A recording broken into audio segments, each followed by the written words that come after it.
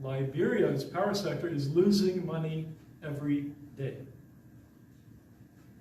Take, for example, the Mount Coffee hydropower dam, the largest source of power in Liberia. Through the Millennium Challenge Compact, the people of the United States provided more than $150 million to rehabilitate that power plant. That was a grant. It was not a loan. It was a gift that Liberia never has to pay back.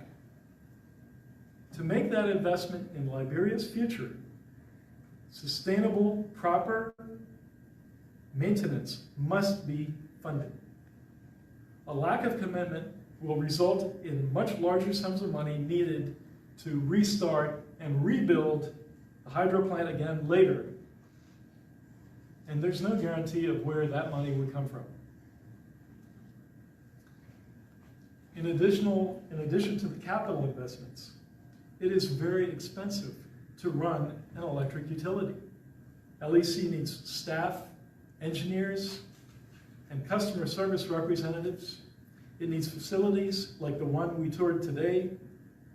It needs wires, poles, trucks, and meters to make sure that the electricity generated reaches your home and is safe to use. All of that costs money. Nowhere in the world, nowhere is electricity free. I pay an electric bill when I'm home in the United States. As Mr. Twea said last week, Liberia is no different. If you want electricity, you must pay for it. Nobody has ever promised free electricity to the people of Liberia. That brings me to my second message. More than half of all the electricity that the LEC generates is not paid for. More than half. And each connection that isn't generating revenue is a step towards the collapse of the electric grid that we've worked so hard to construct. I want you to look at this chart over here, now and later. You're looking at the total electric supply, which has been steadily increasing since 2015. Now, the green is the amount of supply that was properly sold and paid for by LEC customers. The gold, that's the amount of electricity that is either lost to unpaid connections, both commercial and household, or to technical issues. There's always going to be some loss for technical issues. That's natural. Now, as you can see, about 2/3 of the electricity being generated by LEC does not result in revenue. Without that revenue, how can LEC fix the technical issues? How can they quickly respond to power interruptions? How can they continue to connect more of Liberia to the power grid? LEC is a public government-owned utility which produces regular reports on operating status. In its latest report, the LEC reveals that it has not been current in its bills for years. And that's not because it's wasting money. I believe the current international management team, which until very recently was paid for by the Millennium Challenge Corporation, has been running LEC as professionally and efficiently as possible. The reality is that no utility anywhere in the world can survive where less than half of its electricity is paid for. And LEC is no exception. If LEC can't resolve operations, this would in turn have a serious impact on the economic development of this country, which depends on reliable electricity, just like any other country, to attract new investments and grow the economy. That is the level of seriousness we are facing. Now, I understand that the electricity tariff in Liberia is expensive. In 2020, Liberians paid 49 cents per kilowatt hour for electricity. For comparison, Americans pay an average of around 13 cents per hour. Ghanaians spend an average of 6 cents. Guineans pay an average of 10 cents. And Ivorians spend an average of 12 cents per kilowatt hour.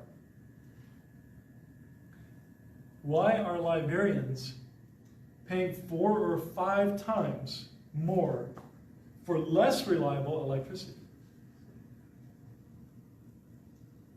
The answer is that because for each person that illegally connects to a power line, they are making everyone else underwrite the cost of power and making it harder to reduce the cost for those who do pay. They're also making all connections less reliable, which will lead to even more maintenance issues down the road.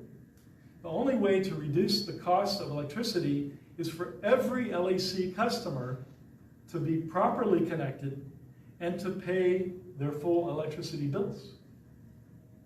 Which brings me to my third message. I call on every electricity user in Liberia to pay their bills in order for the power sector here to survive.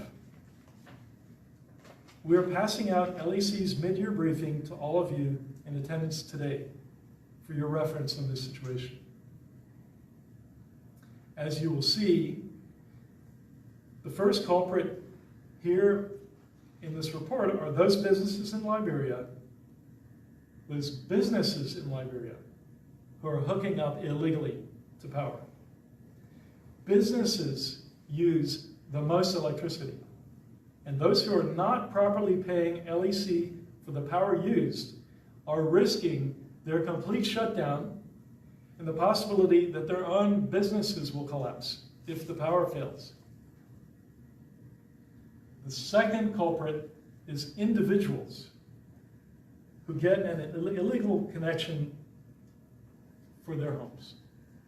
If you're not using a connection with a meter that is legally installed by an LEC employee, then you are partly to blame for this situation.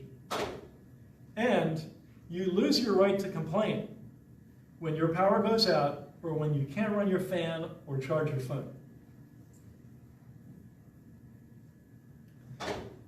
The third problem area, and it troubles me to say this, is the government of Liberia.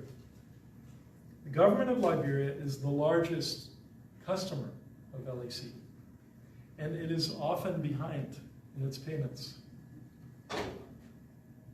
In addition, there have been zero, not a single one, zero convictions of businesses or individuals for power theft. Considering the widespread nature of this issue, how can this be? It's not enough to say that the power theft situation is complicated or that it's hard to fix.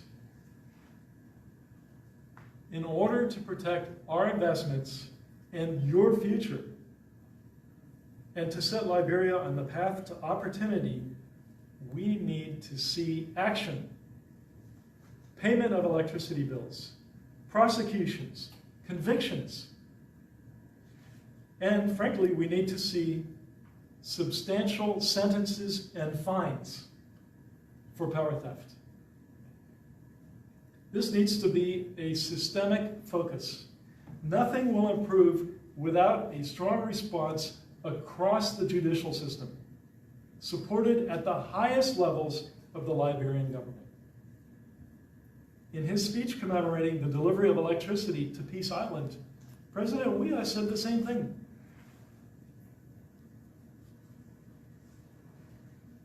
And that's my fourth message for you today. I ask the Liberian government and the people to take power theft more seriously. Having invested so heavily in the power sector here, it's not too much for the US government to ask that the Liberian government do more to protect our investments and its own power sector. We've been told by multiple sources that there is a well-organized electricity theft cartel that benefits well-connected businesses and even government officials. We know that some LEC investigators trying to fix this problem have been harassed by some representing themselves as security officials.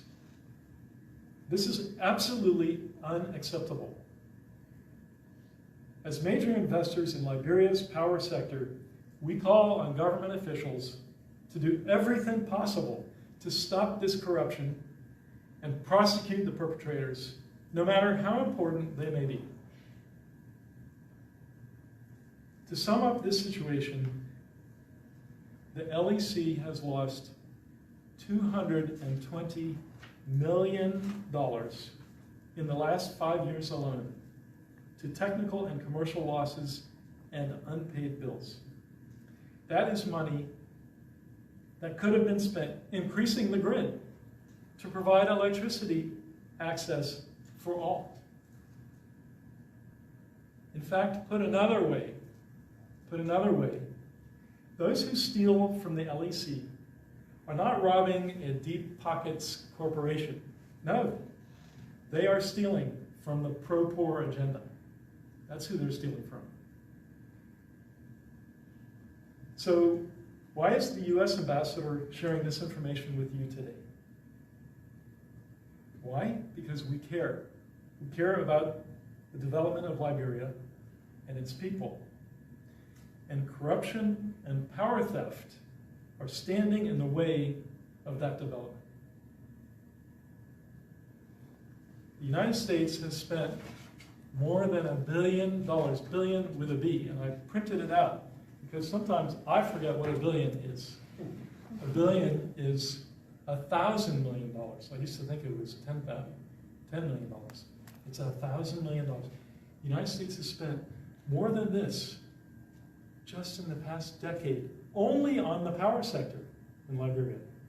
So of all the money we spent over $1 billion in 10 years on the power sector.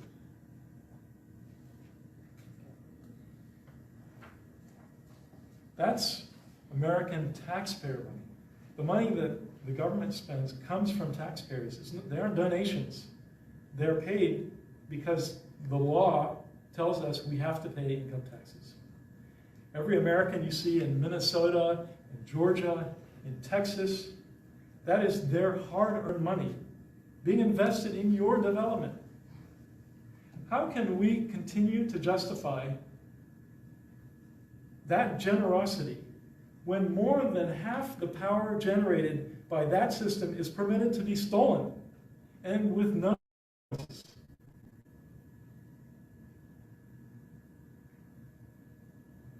Addressing and fighting corruption is a top priority for the Biden-Harris administration, and we are acting on this priority. In June, President Biden named corruption a core national security interest of the United States. In a White House statement, he said that corruption eats away at the foundations of democratic societies. It makes governments less effective, wastes public resources, and exacerbates inequities in access to services, making it harder for families to provide for their loved ones. Corruption attacks the foundations of democratic institutions, drives and intensifies extremism, and makes it easier for authoritarian regimes to corrode democratic governance. Corruption is a risk to our national security, and we must recognize it as such. Weeks ago, President Biden announced the Summit for Democracy, which will bring together established and emerging democracies, civil society, and the private sector in December. The three principal themes are defending against authoritarianism, promoting respect for human rights in our own nations and abroad, and of course, fighting corruption. Liberia is fortunate to be the oldest republic in the continent of Africa, with a sound system of democratic institutions. So today, we are focused on fighting pervasive corruption, respecting the rule of law, treating every person with dignity, and championing opportunity for all. The United States and Liberia have a long and enduring relationship, and we plan on keeping it that way. Liberians sometimes refer to the United States as their big brother. But since we're 245 years old and you guys are 174 years old, I prefer to say that we are old partners. And neither of us is perfect. But sometimes true partners, real partners, need to deliver tough messages. And that's why we're here today. Corruption prevents progress, and we are in the business of building futures together. To circle back to the Mount Coffee hydropower plant, it was built in the 1960s with US assistance. After Liberia's terrible civil conflicts, we, the Germans, and other donors, rehabilitated that plant to become the incredible power generator that it is today. Today, Mount Coffee is the country's most valuable fixed asset, #1 in the country. We want to help you keep your lights on, your businesses running, your schools in session, and your clinics open. We think Liberians want that too. But that will take a commitment against the corruption of power theft from each and every Liberian, from the government down to each of you. We urge you to do what is right. Thank you very much. Thank you, Ambassador. So if you have any questions, you can just raise your hand and recognize you. You call your name and the institution you form and pose your question. And remember to remain within the confines of the topic. Thank you. Thanks again, Mr. Ambassador. My name is Betty Johnson Bayo of the Stage Media. I would like to ask you 2 questions. One is that comparing what you saw at the facility and what has been spent, is it much? And can we say that the U.S. Embassy or the U.S. is frustrated by what was seen at your tour today? And the second one is I'm coming. Let me just get it straight. I wrote it down. Okay, great. So there's a power theft law, and I would like to ask on how do you think such law can be more effective wherein we do not have such losses in years to come? Thank you. Thank you very much, Betty. Actually, it's good to start by saying that what we saw in Bushrod was really heartwarming and very impressive. What they've done with the resources that they found when they came back to resurrect the power industry here,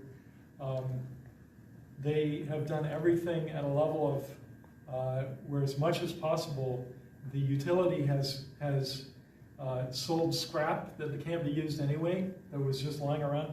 So they, in cleaning up that facility, they assembled the scrap and then they sold the scrap, and with the money that they earned, they rehabilitated buildings. It's really quite impressive, the work they've done with, using very few resources at the facility. As far as the overall investment in the whole country, I think it's easy to forget that the entire network where it existed, and it didn't even used to, I don't believe it ever covered the whole country, but every part of that system was taken apart during the Troubles. They took the wires down to sell, they tore the towers down to sell, they sold transformers. Some of the infrastructure actually left the country. So it is a daunting task. They're really, the way LAC feels is this isn't really a rehabilitation of the power system, it's more of a startup. It's almost more like starting from zero. That's how they feel. So today I was very impressed. But it makes me a little more depressed because I see these professionals doing so much and working so hard to make this work, and then to think that 50% of the customers are not paying for what they're taking. That's very frustrating. And how can such a law be improved or changed? Well, I'll just finish the second question, is that, you have to start somewhere. And there have been 0 convictions. I believe, maybe I'm wrong, but I believe once you start getting people convicted and sentenced and actually in jail, then maybe people will start to take this seriously. But I go back to that other line. People think they're stealing from a wealthy corporation, and they don't understand the ramifications of what they're doing. When they steal, they're not stealing from a wealthy corporation. They're stealing from the poorest of the poor who will never get electricity because the grid can't be expanded. Okay. Thank you. Thank you, Ambassador. Joaquin Sendulo is my name. I report for the Daily Observer newspaper. I think the investigation has unveiled some things that even government officials and some other people benefiting from this power theft thing because they are not paying their quota and so forth as it's supposed to be. But my question is, what consequence does Liberia stand to face from you, the donors, if the trend of events surrounding power theft and corruption continues? It's a great question, and thank you for that. I mean, I think it just follows logically that if we're taking all this money from taxpayers and the result is that people in Liberia are living for free, eventually our Congress will say, okay, we're not going to appropriate any more money to that project. So I think, and I think all of the donor countries feel the same way, I would assume. So the danger is that the donations will stop. Let me take Dennis. Okay, I think the question was Okay. Yeah, so we'll take front page. Yeah, my name is Gerald Koyinen. I read for Front Page African newspaper. Mr. Ambassador, you expressed frustration over the government failure of prosecuting those involved in this act. Beside this press conference, is the embassy, will the embassy go further to have one-on-one meeting, face-to-face meeting with officials from the presidency, from the minister, those responsible for this sector? Secondly, if the government asks the United States government to come in with support in curbing power thefts with ideas and other support, will you be willing to help in that direction? And what do you make of the management structure of LEC as a whole? I would say we've been communicating pretty much since I got here 7 months ago about the problem with electricity theft. Certainly for the last 3 months, we've been bringing it up regularly in just about every meeting with government officials who are in ministries related to power. You asked whether we'd be willing to contribute to systems that will make it easier to control power theft. Yeah.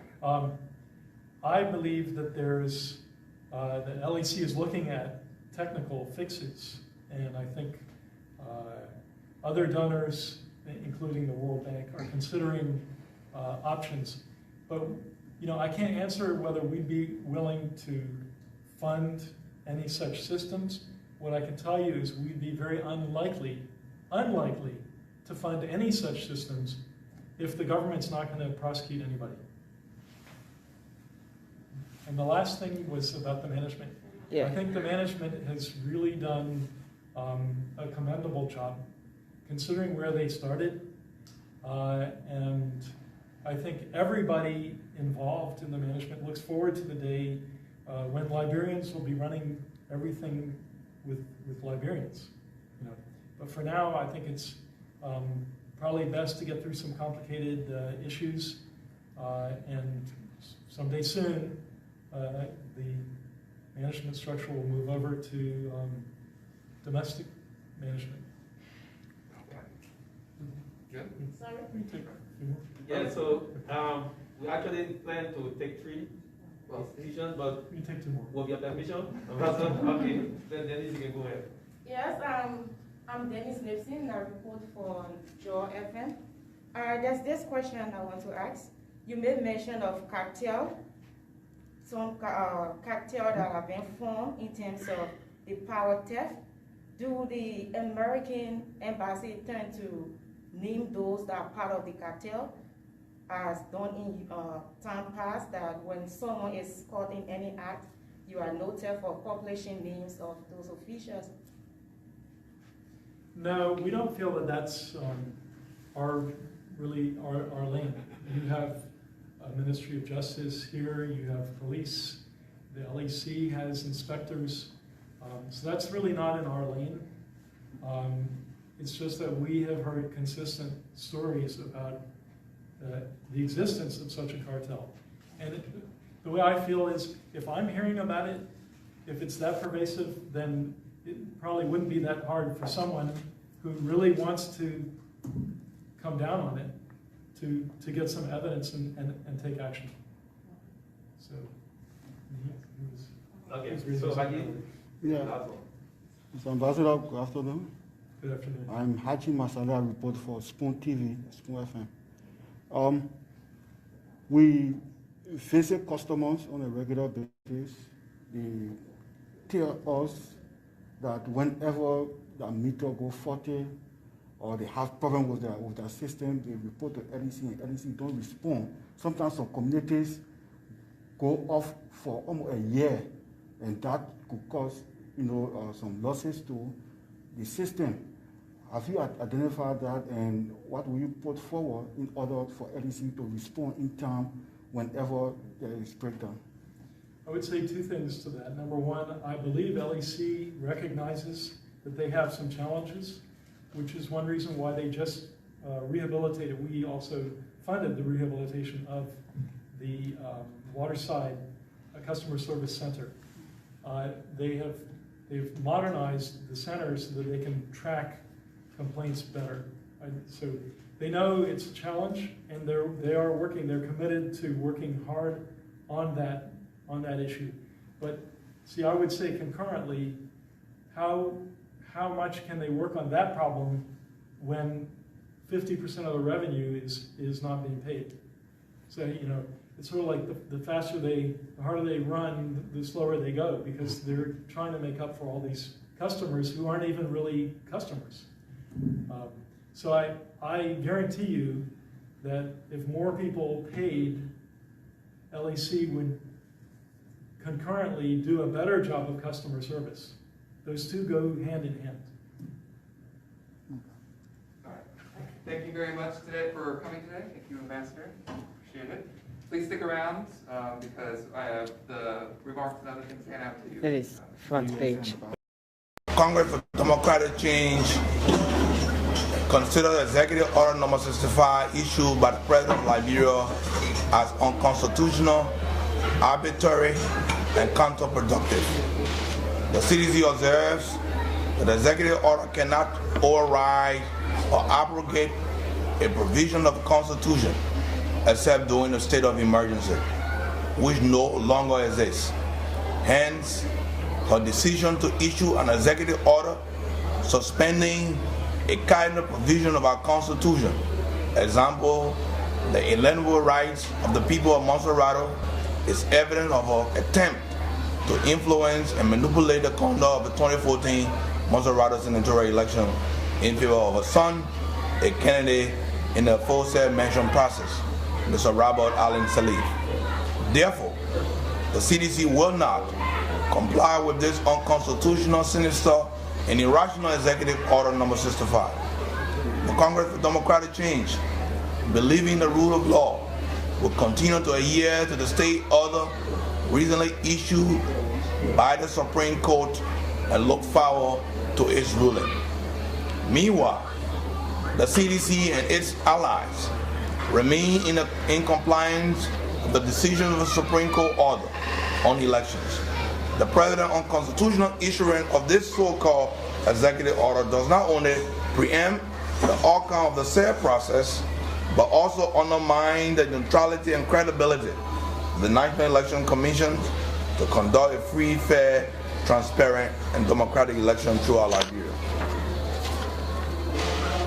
Considering that this illegal executive order lacks legitimacy, hereby constituting a violation of the fundamental rights of the Liberian people, the CDC shields in the protection and dictates afforded by the organic laws of the state as enshrined in the Constitution of the Republic of Liberia, and refuses to conform to this executive order. Consequently, the Congress for Democratic Change views the President declared executive order number 65, especially in its malicious emphasis on Monrovia and its environment, as a design mechanism to violate the rights of the people of Liberia as they look to participate in these elections. The mighty Congress for Democratic Change reassures its partisans that it will not and cannot, under any given circumstances, comply with an undemocratic, unlawful executive order that undermines the rule of law. Lastly, the leadership of the mighty Congress for Democratic Change remain cautioned on the prevalence of the Ebola virus disease in our country, and admonishes all Liberians to continue observing all safety measures and protocol as published by the Ministry of Health, the World Health Organization, the Center for Disease Control, and other health institutions. Those who advise the president, attend the advice to the president as absolute mass stupidity. If you declare for election to be held, forgetting to know that Ebola is killing our people, and we accept because we want to go back to the democratic process. We don't want to short circuit our democracy. It is a clear manifestation that the president wants to turn power over to our son.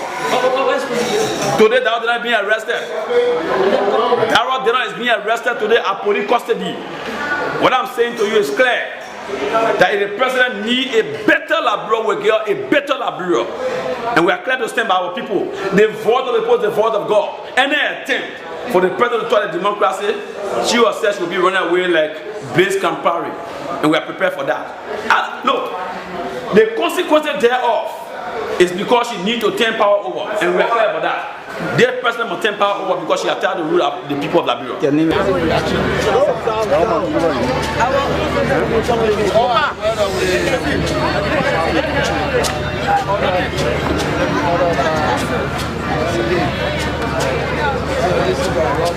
Ebola. So all stay with caution. Sure. Take care of yourselves. God bless you. Amen. Thank you, sir.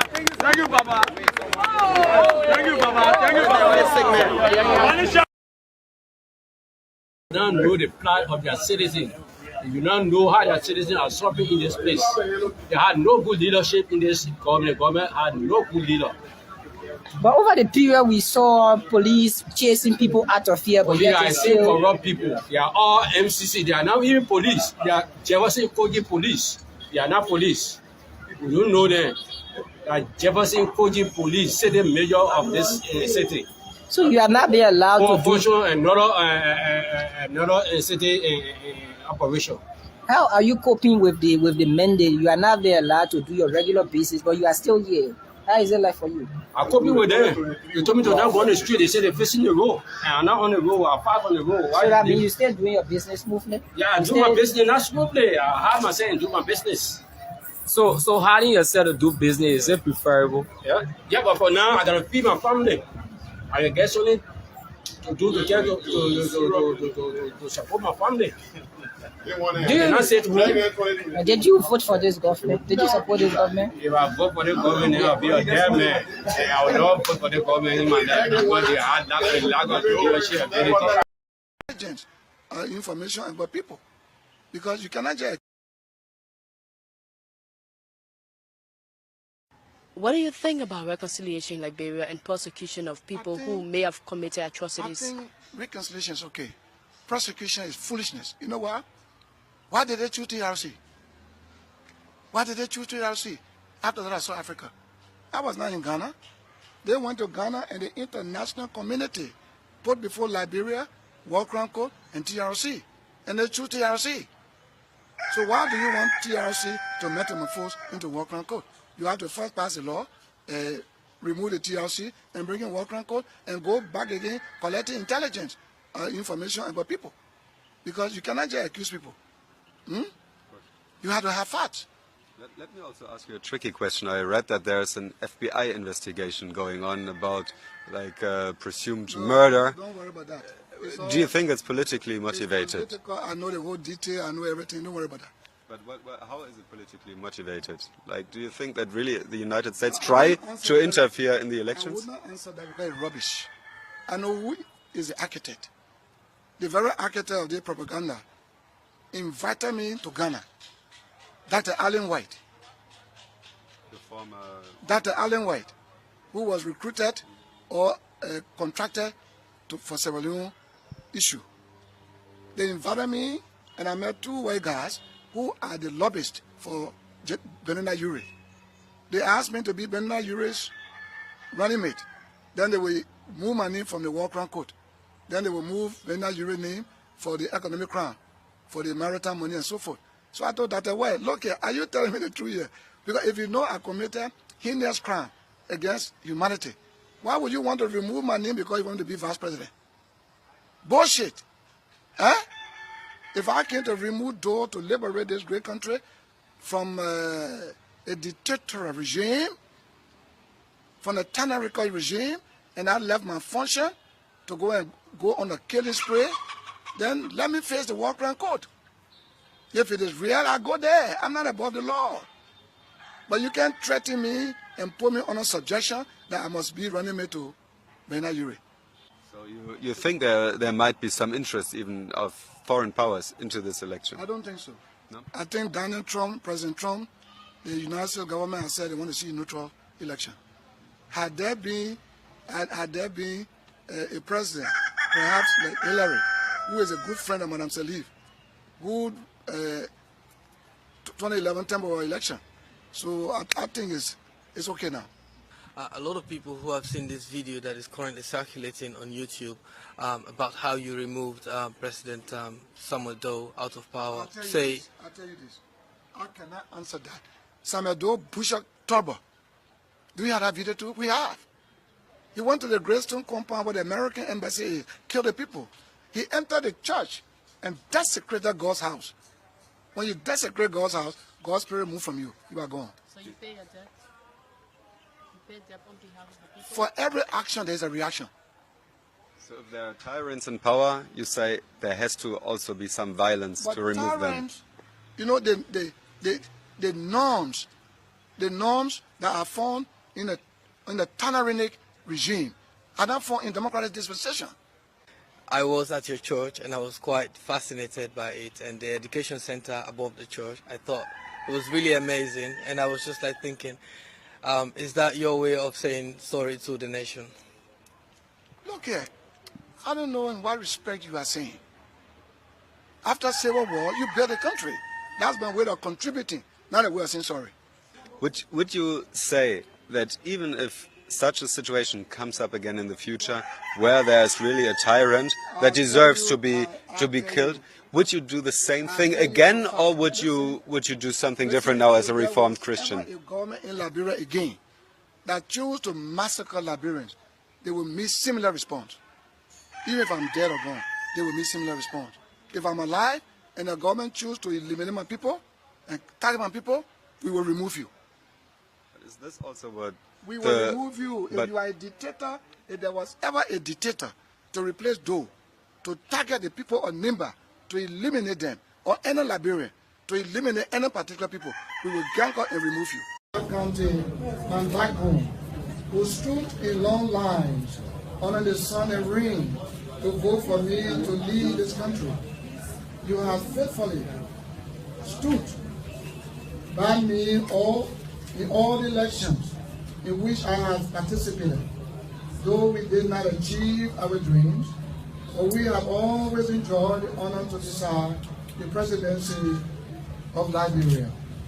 I therefore urge you all to keep hope alive. We will get there by God's own time. As I told the 15 counties during the campaign, I became more convinced than ever that Liberia needs change and a new government with a new vision. I had disaster the film of carry for 24 years. Imagine. Oh, they Johnson, they say that Johnson there.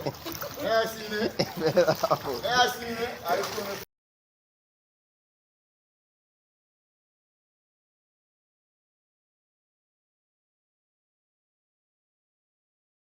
Hello. I'm live on Facebook. I want to remind the Liberian people who are suffering, whether you belong to a political party that is not the ANC, keep your political party. But I want you to vote Mr. Weah out of office. This is a mandate from God. This is a mandate from your suffering. This man does not have and doesn't care about you or your generation.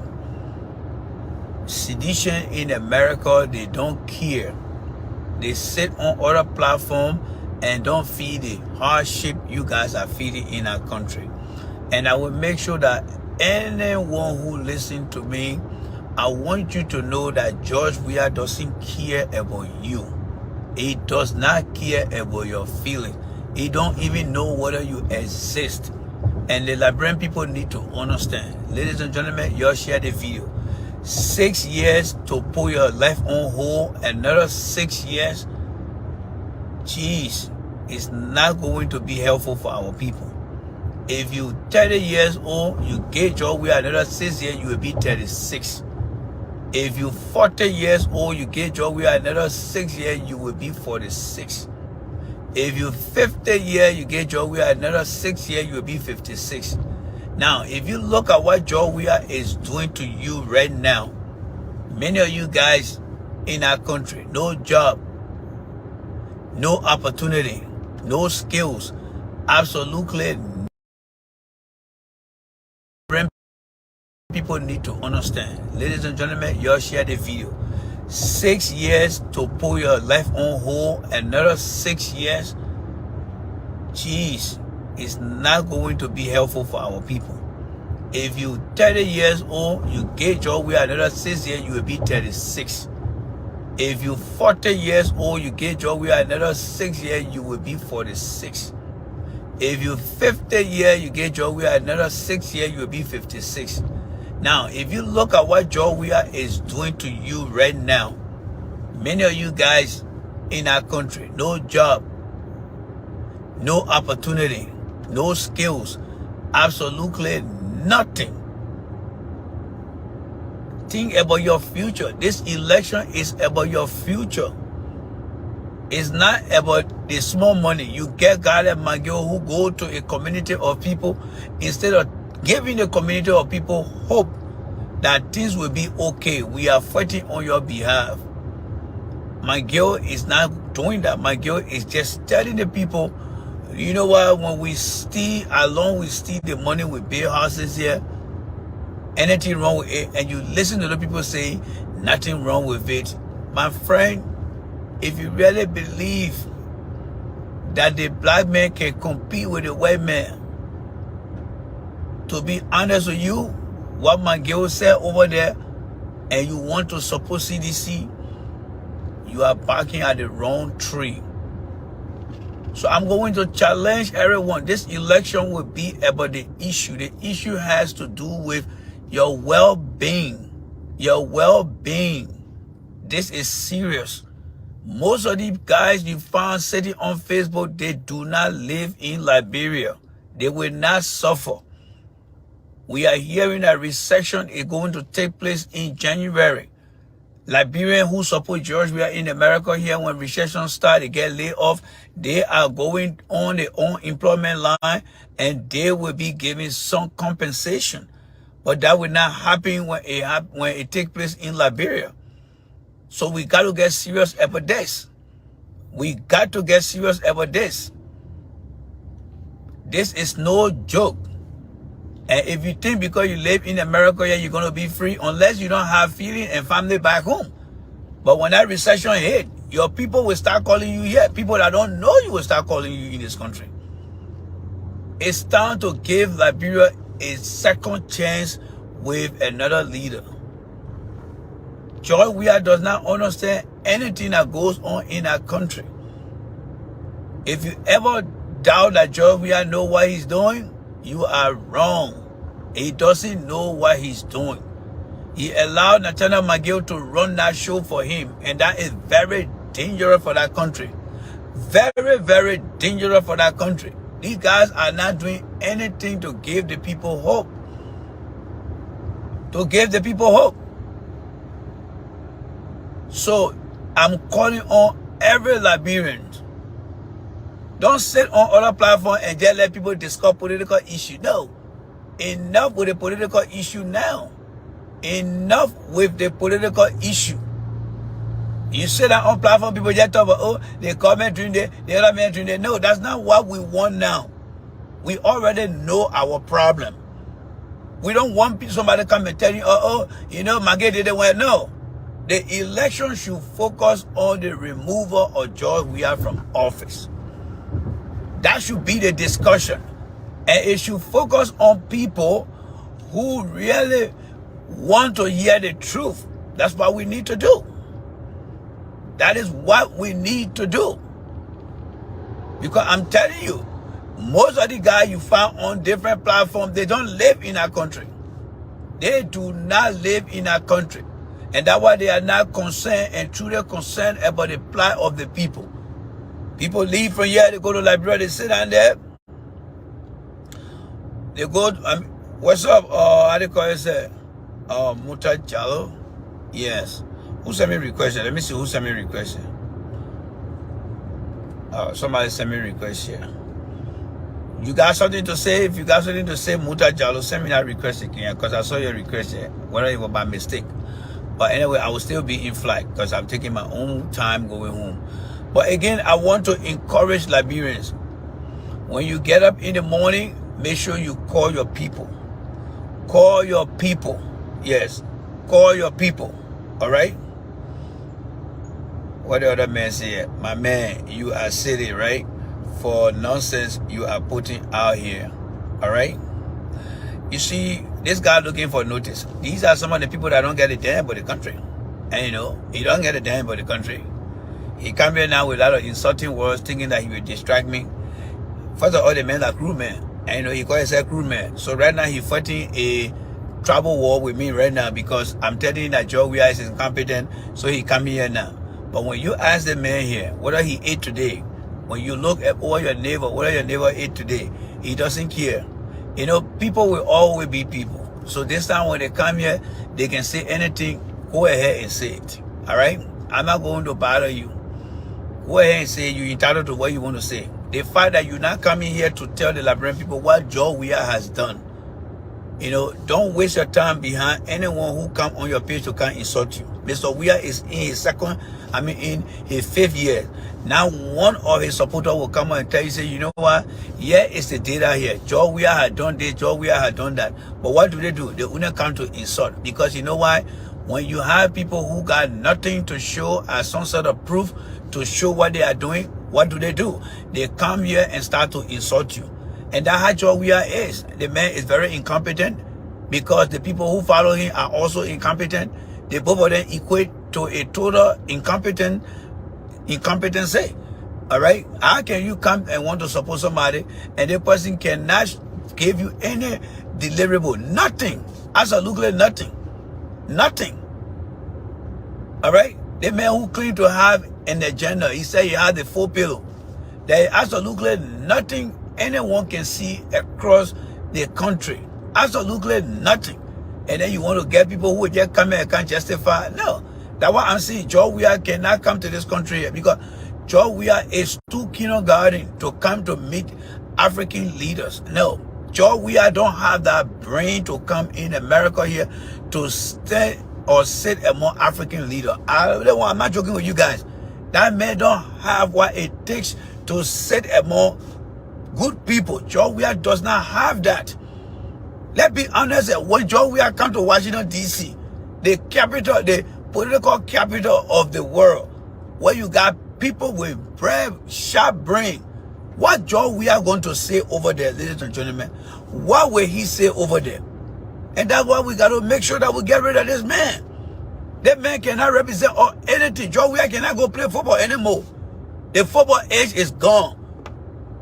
So what else does he want to do? We made the man president, he can hardly defend himself. The Millennium Challenge program, George Weah cannot even give us one reason to say, yeah, let the program come back. As easy as the Millennium Challenge indicator were, George Weah could not pass it. For 4 years in a row, George Weah failed. What else George Weah will pass in that you and I don't know? Absolutely nothing. It's time that they got be given the pink slip by the Liberian people. George Weah is in no capacity, is in no right. 5 years. Imagine you been on the job for 5 years. All right? Yeah, Mr. True Player, I will check my bags. Thank you very much. I will check my bags. Imagine you been or how they call it? You stay somewhere for 5 years. If I leave from America here and go to Europe to live, by 5 years, I should be able to know my terrain. I should be able to understand what the people are doing. That man been in there for 5 years. Nothing he has done. Absolutely nothing. And that's why he needs to go. This election is not about whether CDC win or CDC lost. This election is about George Weah getting booted out of office. All the money the people are giving to that country, ladies and gentlemen, all the money we are receiving from the international community, our people are still living in extreme and abject poverty. There is nothing they had done. Look how God and McGill, he went out there. You imagine that you in your last year to election, and you're not going around and telling the people, look at what we built for you guys. Look at what your children are benefiting from. Look at what we have done for the older population. Nothing is coming from George Weah like that. Absolutely nothing. Absolutely nothing. Absolutely nothing. Nothing. Absolutely nothing. George Weah should be talking about deliverable. George Weah should be talking about deliverable, but he got nothing. That is why the people that support him got nothing to show. You know, when you support a good team and the team keep producing and giving good results, you will come and talk about the team result. If you work for any company that is doing so well, you will be proud of that company. If you have a child that is in school and doing well, you will be so happy to talk about that child's success, right? George Weah has done nothing for the country after 5 years. And that is why you will see all his supporters. They do what it takes. I was just buffering right now, so you got to bear with me. I was just buffering. But George, we have got nothing. Absolutely nothing. And you want to go give the man 6 years? What will Seditian tell you that you should give George we have 6 years? That you already don't know. The man has done nothing for the people of Liberia. This year alone, George, we should be telling you and I what accomplishment, what are his achievements for the past 5 years in the first term. Absolutely nothing. Absolutely nothing. We must be able to help our people and make them to understand that election is not about supporting somebody because you want to be in a party. When you electing somebody, it should be about the benefit that the government policy will give to you. Today, many Liberians feel that you must just be a citizen because you belong to a party. But as far as your well-being goes, they don't see that the government or the government in power should help them. And that is why they will always call you, oh, please help me with this, please help me with that. Because they just feel that when they vote somebody into office, it's over. Nothing else that person is supposed to do for them. Absolutely nothing. And that is wrong. That is wrong. Our people are being humiliated. All right? They are being humiliated. They are being put to shame. They are embarrassing themselves. And even those that live in this country, you will imagine that they will be able to speak on deliverable. I'm telling you guys now, any mistake Liberian people make, your gauge or we are that country. Ha! That one, only hell will come down to save Liberians. Make mistake and get your we are that country. Only hell will come down. Those that are doubting right now, because his supporter in the end will come and tell you, you're getting Manhattan, you know the making so everything. 12 years not enough. Because right now they're telling you 12 years will go, but they're not giving you how much progress we have made for the past 5 years. No progress. Absolutely nothing. Nothing he has done. Absolutely nothing. Absolutely nothing. The message to the people of Liberia should be about their well-being that Mr. Weah did not accomplish. This is the time that you must get people who really need change to be the one to carry the message. Yes, to be the one to carry the message. We don't want people just sitting down and having the free conversation. No. Because the free conversation will not give the people the idea to vote. And nobody should put a hand on their head when they say Weah is re-elected. Because you were basically listening to political entertainment rather than listening to the true message that's supposed to get people elected. And that is why whenever I come on, I'm not going to get engaged. Why should I discuss these people rather than telling these people about George Weah failure to them? What else are you going to talk about? What else are you going to talk about? What else are you going to talk about? Look, let me say this here. If you come here, let me see, first of all, you got 2 fake names, so you got to go, all right? You got 2 fake names here. You got to go. You see, these guys, then, they are afraid. They will come again, and they will not come to tell you what George Weah has done. That is the saddest thing about the guy who's supporting George Weah. They know that man is damn incompetent. And that is why they don't even come out to say, Randy, quit that talking. Look at the link that George Weah has put up and see how much development he has done. They don't do that. They are very uneducated, just George Weah himself. They are very uneducated. You say you support somebody for what? To just come and rubbish thing people saying when you don't even have proof? George Weah ain't work for them. George Weah don't work for them. Look at young men like Samuel Ito. People who support Samuel Ito today, the contract and the deal that Samuel Ito signed with UNDP. If anybody who doubted Samuel Ito, his supporter will go out there and will take that document and show it to you. But you got these guys coming here and want to justify George Weah when they know the man is very, very dull, he's not smart, he got no brain in his head. People have said that his brain in his leg. I mean, when you look at his photo, you can tell how very, very poor and not smart he is. Absolutely nothing. Don't even look good. He want to wear dark glasses. Nothing makes sense in what he does. This man is literally a failure to the Liberian people. Then he want to wear dark shade. No, people that wear dark shade, they are cool.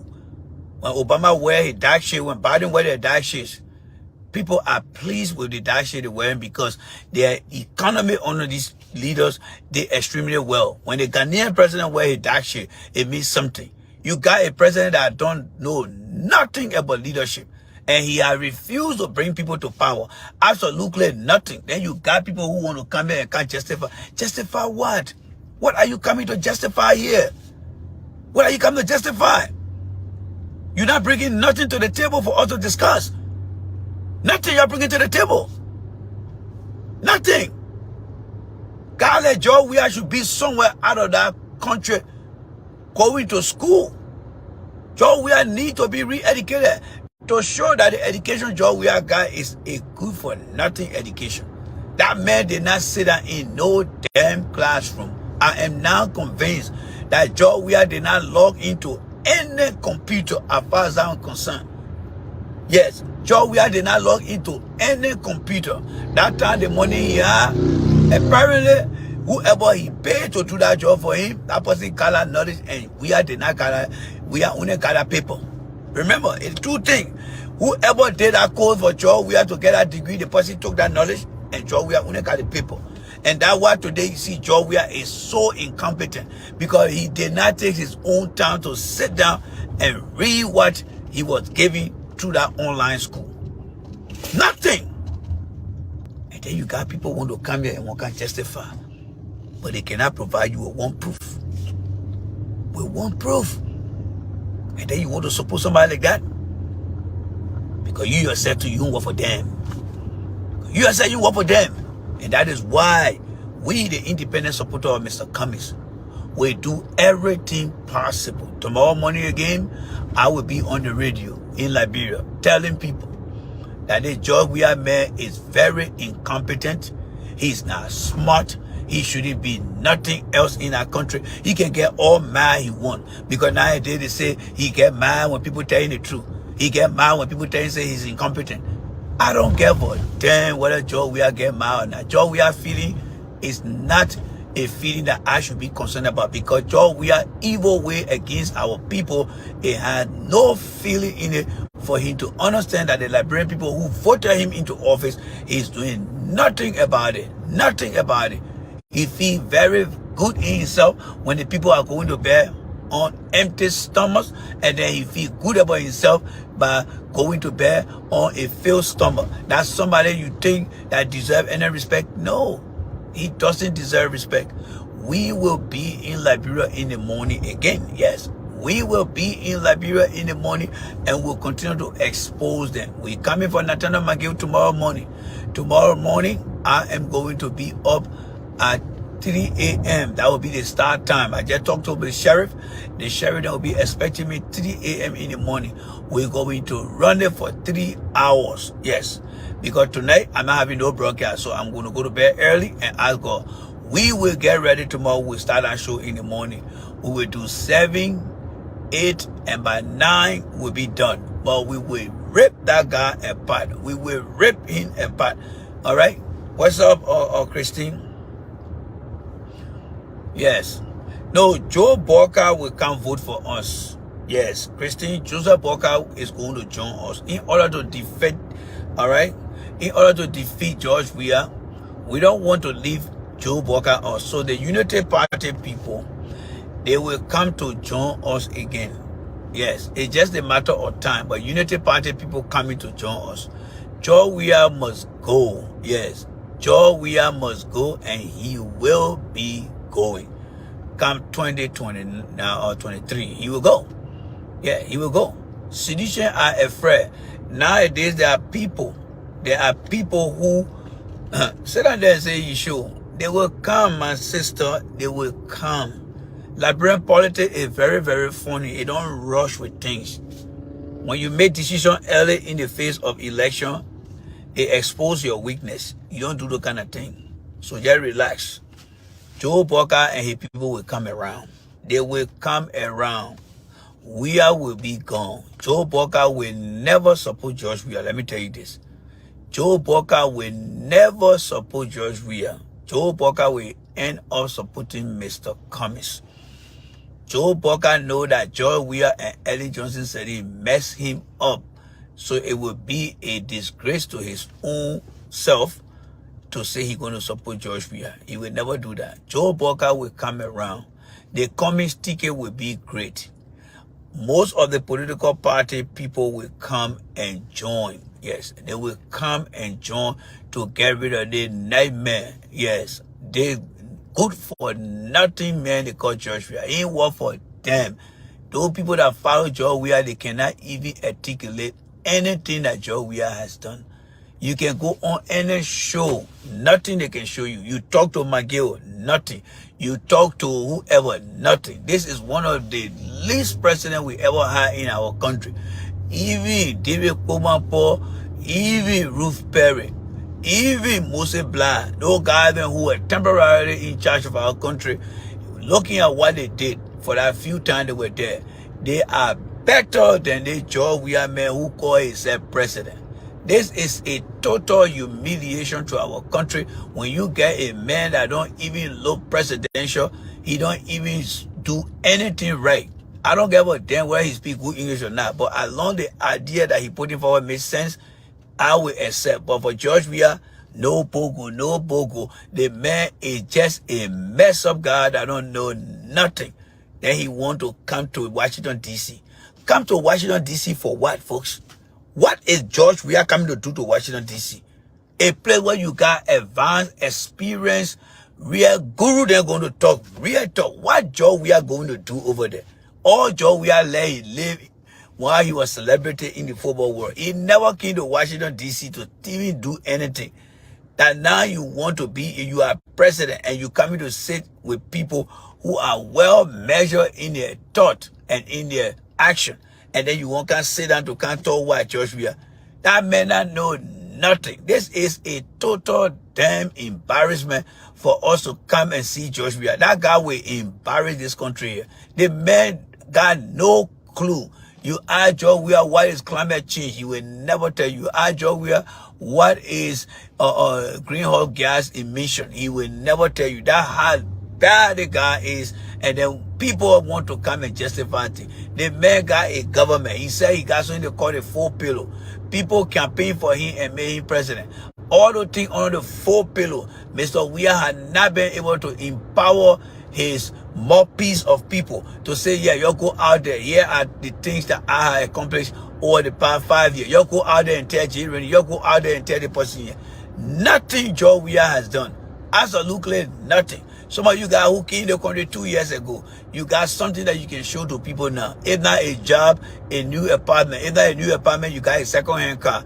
That measure your progress. You got a man who sat in that place for over 5 years, got all the fiscal budget into place.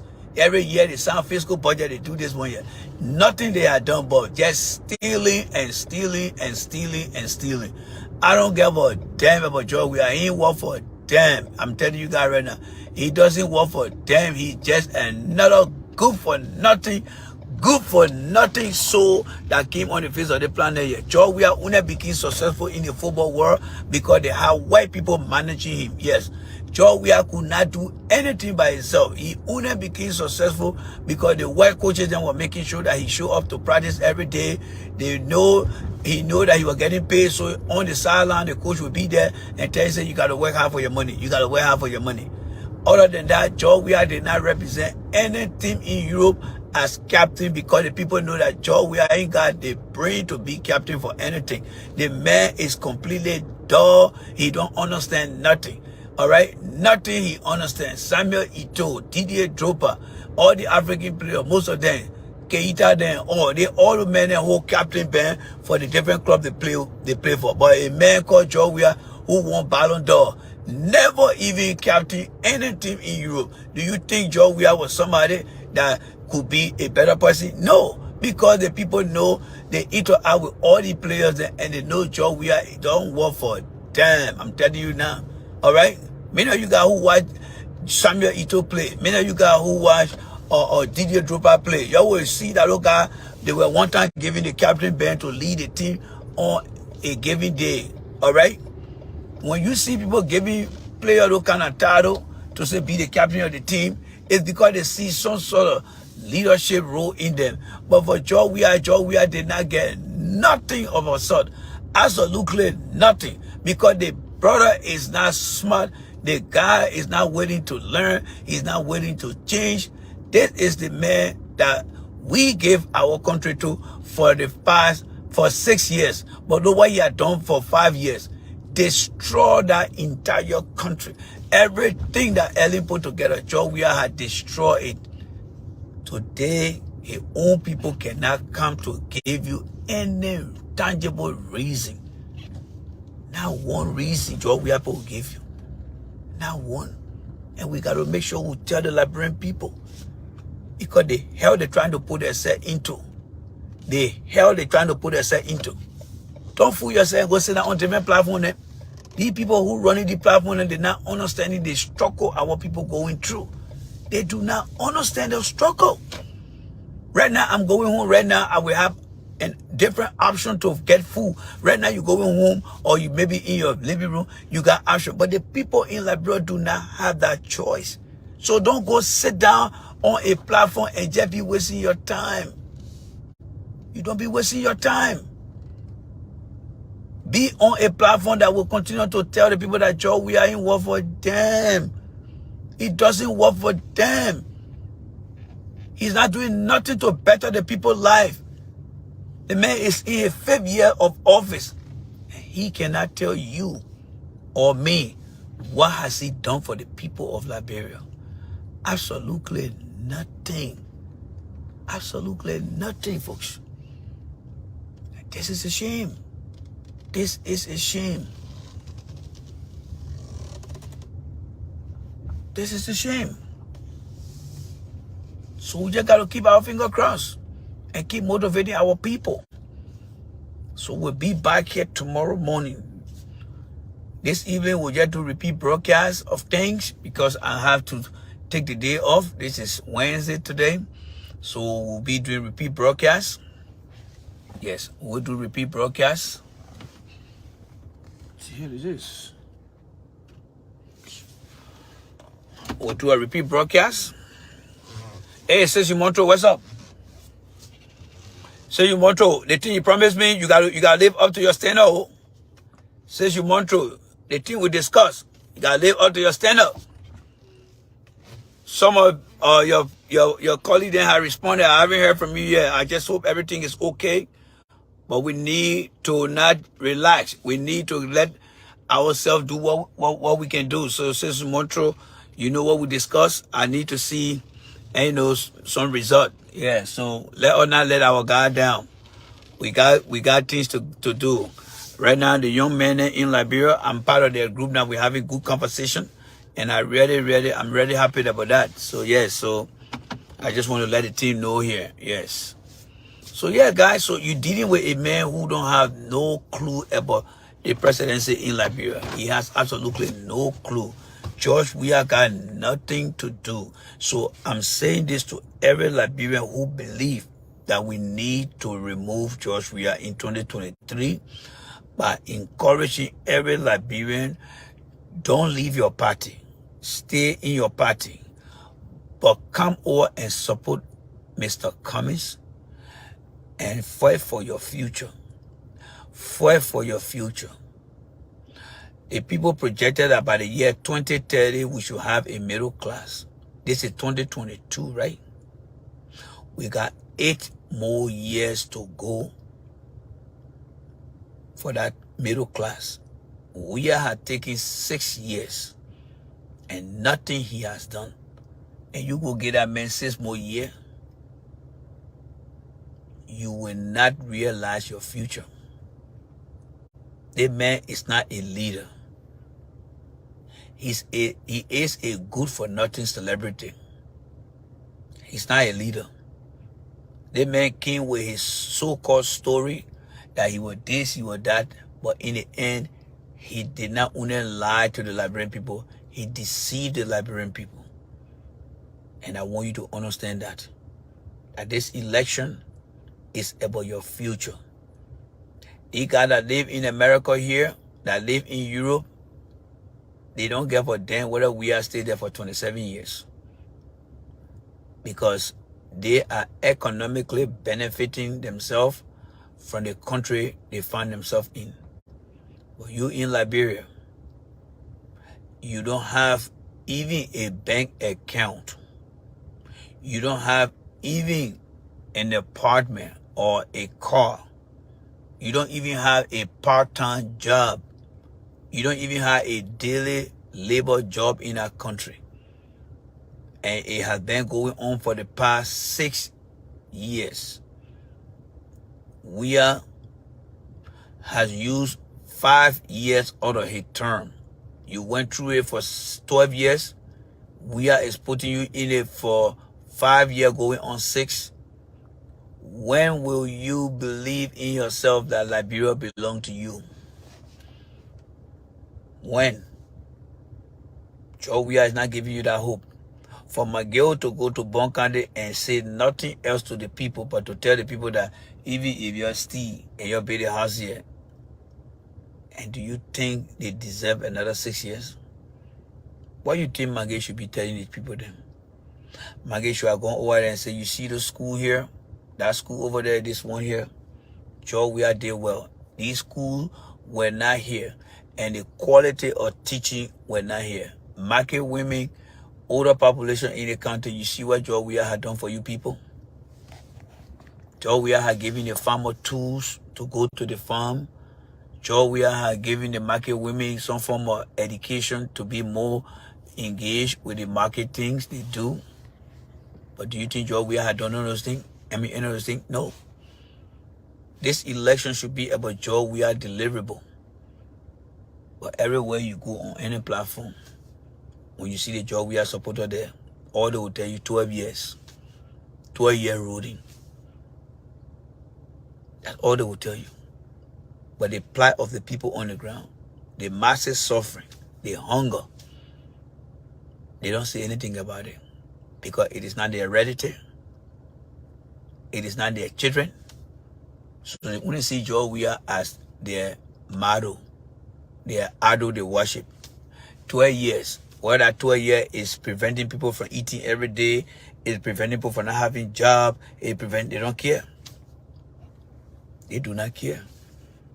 Because that's how heartless and cold-hearted Joe we have made them. And don't let your guard down, folks. Don't go and sit on some platform and you see thousands of people watching. You say, oh yeah, it's good. No, your brothers and sisters in our country are suffering. They are suffering. They can barely get $1 to buy a bread. Then that's something you will go take and put their money on data. No. Your brothers and sisters in our country are suffering. They are not part of what we watch here.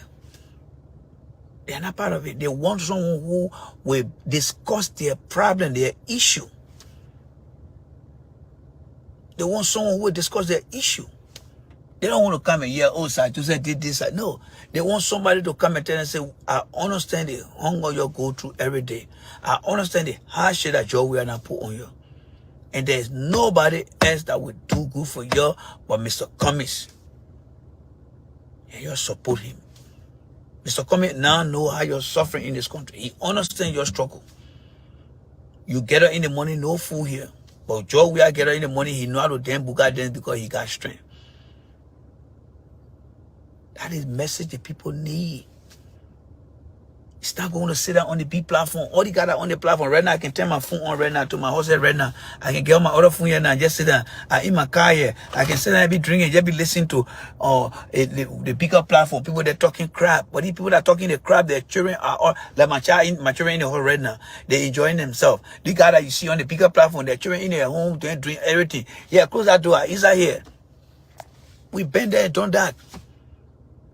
When I say this election should be about the issue, you need to find a place where the issue are discussed. If not, the people will feel normal and they will go and vote for the person that they don't intend on voting for. And then guess what? They will turn around and start coming to you after the election result. Oh, please help me with $5, please help me with $20. Because you miss out the opportunity to bring to the attention that the $5 you're asking for will not make your life better. The platform you listen to here just to talk about political blunder is not going to make your life better. We want you to understand your own life, that you can be somebody because you are somebody.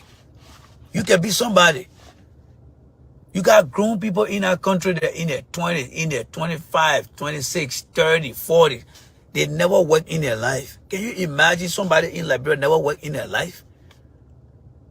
Some people never sat down behind a car to even hold the steering like this.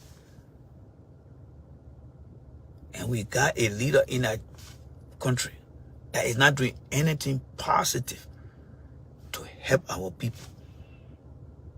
What a joke. We have people there now. And they were here, then come. Just give her a link, put a link there. Say, Randy, yeah, check the link out. This is what Joe has done. Nothing. Nothing. Have you seen Joe? We are going to the community. What happened to the people who are going to the community? I want for Liberians who live in our country, take your camera, go in a different community and show it. And show it. Go in the community you live and show it. Even if you don't live there, go show it. Let we see it. And you say the president doing what? You're going to a different community. And you're bringing that video so we can see it. If that video will make you to go to bed sound, or it will make you to feel that, wow, I need to do something. I need to do something. The people who support Joe, we are to stay in America here. Send our men one election, they don't want to go back. They go down there, some of them that go there, they spend 1 week, 2 weeks, they can't right back. But how can you say you support a man and you say the man is doing well, but you are not willing to go live there? You are not willing to go live there. Wow. You are not willing to go live there. When President Trump was elected president in the country, many Americans who did not appreciate his leadership, they went to Canada to live. After Mr. Trump was put out of office, the people came right back to the country here. But the people who believe in Trump, they were living here. All right? Somebody says, so you guys are not talking about the soup student that stormed AME campus today? Well, I don't know whether the bigger platform talking about it, but what I'm talking about here is the reason that we stop these students from going on campus to attack. You see, because Mr. Weir does not have control over the country. The University of Liberia is supported by the government in some ways because they pay the teacher's salary. And the professor's salary, and those professors and teachers assistant on our campus are not being given the tools to actually keep the students at bay. And that's why we're having all these things that are happening today. Because the president does not know how to run an effective country. So the civil society, what you see, if that is true, the civil society need to get involved. Put the two student or the group down. Tell them this is your future. Why are you destroying your future when the president here doesn't have time for you? Those are things we need to do. Do you think students should leave another camp, leave their campus and go another campus to go attack other students? No. Because when you got a weak government in the country, it leaves with the fact that everyone seems to be in charge of what they want to do, but there's nobody in control. So people jumping here and there, they know that George Weah does not have what it takes to be a leader in our country. So they go around and do anything and everything. And that's why when we speak about the issue, one of the issues in regards to what you just said is the issue of maintaining discipline in our society. When we start to provide good coaching and counseling to young students about their right, and what the ramification will be by doing the right thing, you will not find these students. These students need somebody who will talk to them. They are human beings. They can understand. They got issue. But the problem there is nobody listens to the issue. Joe, we are feel that these students are not part of the country decision-making process, which is wrong. Every citizen in that country should be listened to because they are all part of that country and they all want the best from that country. And that includes the Student Unification Party. The Student Unification Party, yes, I'm blaming the president because he is the president of the country, Mr. Alfred Nimlin. Who you think Joe is? Why I can't blame you, Mr. Nimlin? Because you did not take the oath of the office to serve and protect the people of Liberia. You think the Constitution that George Weah told, you think he understood that? I sovereignly swear that I will support and conscientiously do X, Y, and Z, the office of the country, so help me God. You see, that's a lack of understanding that some of you guys don't have. That's a lack of understanding some of you guys don't have.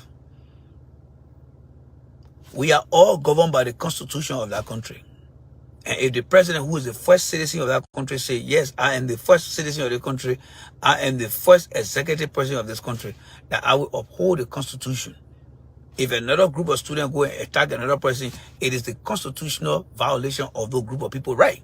And who is in charge to make sure that it don't happen to his or her fellow Liberian? The president in the country.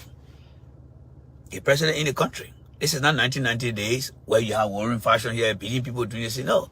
We are in a democratic country that we have leaders in place, we have policies in place. So as head of the protector now of the Constitution, he should authorize the justice minister and say, you know what, something happened because our democracy operates on 4 pillars.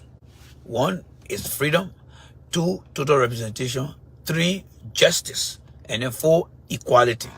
So where is it? Where is the justice? Justice can go in there and break things down and begin to investigate as to what happened, what it caused, and why it happened. But the president don't have the idea. Yeah, if the opposition win, which I believe they will win, I will come to Liberia. I will come to Liberia and open my consulting firm and be able to help young Liberians. I'm not coming there for job. I'm not coming there for a job. I'm coming there to be able to help young Liberians build their skills. It's something that Joe Weah doesn't understand because he's not so smart. You see the United States government here? Many people in every government, whether Republican, Democrat, they are not hired by the government. They provide consultancy. They provide consultancy. That take away the burden of the government. So if we are coming win this election, which he will, I will come to Liberia and be able to what? To invest. To invest. To invest. Invest into skills that will help young people. There are a lot of opportunity coming right now. But we need to prepare our young people. Our young people are not prepared. You see, the summit that is coming to Africa, the African summit, the Chinese are going across Africa.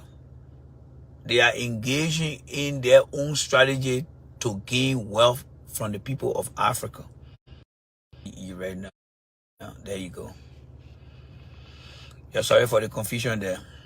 I don't think you will go to Liberia anytime soon. Well, that's your own thinking. Because I'm coming to Liberia because Joe Weah will be defeated, Mr. Nimlin. If you think your crew president going to stay over there forever, no. Joe Weah not going to stay over there forever, Mr. Nimlin. Joe Weah will leave that place next year. Yes. So if you think your feeling going to trample over the people suffering, you're wasting your time. So with that limited mind, because you feel that only you should enjoy the country. All right? Only you should enjoy the country. You and your fellow Joe Weah crew people then should enjoy the country. But the other rest of the people should not enjoy the country. That is the same mentality that Samuel Kanyando had. All right? You think that Joe Weah is doing anything better? No. Joe Weah only doing things for you. That's why you are feeling complacent like that. That's why you're feeling like that. The man doing absolutely nothing. Absolutely nothing for the people of Liberia. Absolutely nothing. So you can't sit down here. A good for nothing man. Good for nothing individual George Weah will be kicked out of office. Yes. Come next year election, George Weah is done. I tell you that one right now. He's done. We will continue to push that message. Yes, we will continue to push that message because George Weah is nothing but a complete good-for-nothing individual that was given a power that he doesn't even deserve to have. And with that kind of man, with that kind of idea, no, he's not going to be over there for the next 6 years. The people of Liberia will vote him out of office. And if George Weah tried to steal that election, he is going to jail. George Weah tried to steal that election, he's going to jail. So let me tell you now, go and tell him, hey, Mr. Weah tried to steal that election, he's going to jail. Yes, he is going to jail. Because nobody going to take George Weah for a word to say, oh, something wrong. Yes. So go and tell George Weah, when he steals that election, he's going to jail. And he's not coming back. Yes. He will go to jail and he will not come back to see whatever he has stolen from the Liberian people. So let him just accept his fate when he lose and just move on with life. Because he has proven to be very, very incompetent, good-for-nothing individual that don't even care about the plight of the Liberian people. Because that's who he is. A good-for-nothing president as he claimed to be. He thought the president position was just something where you just come, you show yourself, you brag and things like that. No. But this guy has failed the Liberian people. Nothing George Weah has shown to you. Every one of you gotta support George Weah. You can't hear somebody ask you, give me one deliverable that George Weah has done. Show me George Weah roadmap. Show me George Weah. George Weah is so incompetent that his failure is himself. He failed himself. He failed himself. If I were him, I would be resigning now. And I think George Weah can do himself a great favor, or one of the greatest favor, to just tell Liberian people, you know what? I'm not going to be running again. I'm going to resign. I will leave it with Joel Howard Taylor. I think that will be one of the biggest days. But you know what? He afraid. George Weah is afraid. He thinks that when he leave office, the people will arrest him. Yes, he thinks so. But we'll go for him. We will go for him. Every money that George Weah is taking from that country, we will go for him. And we'll bring him to justice. He will come to justice. George Weah will face justice by allowing Nathaniel McGill to go out and start abusing our people. They treating our people as if to say that the people got no right in our country. They know the people are not educated to understand our electoral process. Going there telling people, if I steal money and put it here and pay houses here. So that's what they're doing. They are all stealing and building houses over there. That's what they're doing. Nathaniel McGill built mausoleum to bury his man in. When Nathaniel McGill father passed away, when he was not in government, why didn't he build mausoleum for his father? But because he in government, his man died, then he could build mausoleum. Alright? You see the kind of abuse of power? Man, that Segu Kalasco there, who nobody knew, getting out to the city going to build church. What is the history of Segu Kalasco earning money to go and build a church? And see, all of them in our country, nothing they're doing. Absolutely nothing. This George Weah man will be voted out of office. Yes. He will be voted out of office. He doesn't deserve even a day after 2023 election. When he get defeated that day, he need to pack it low and go. We will not stop talking every day we will talk. The country called Liberia, if you really want to see Liberia on the map, no matter where you live, you better start fighting for the soul of that country. You better think coming first.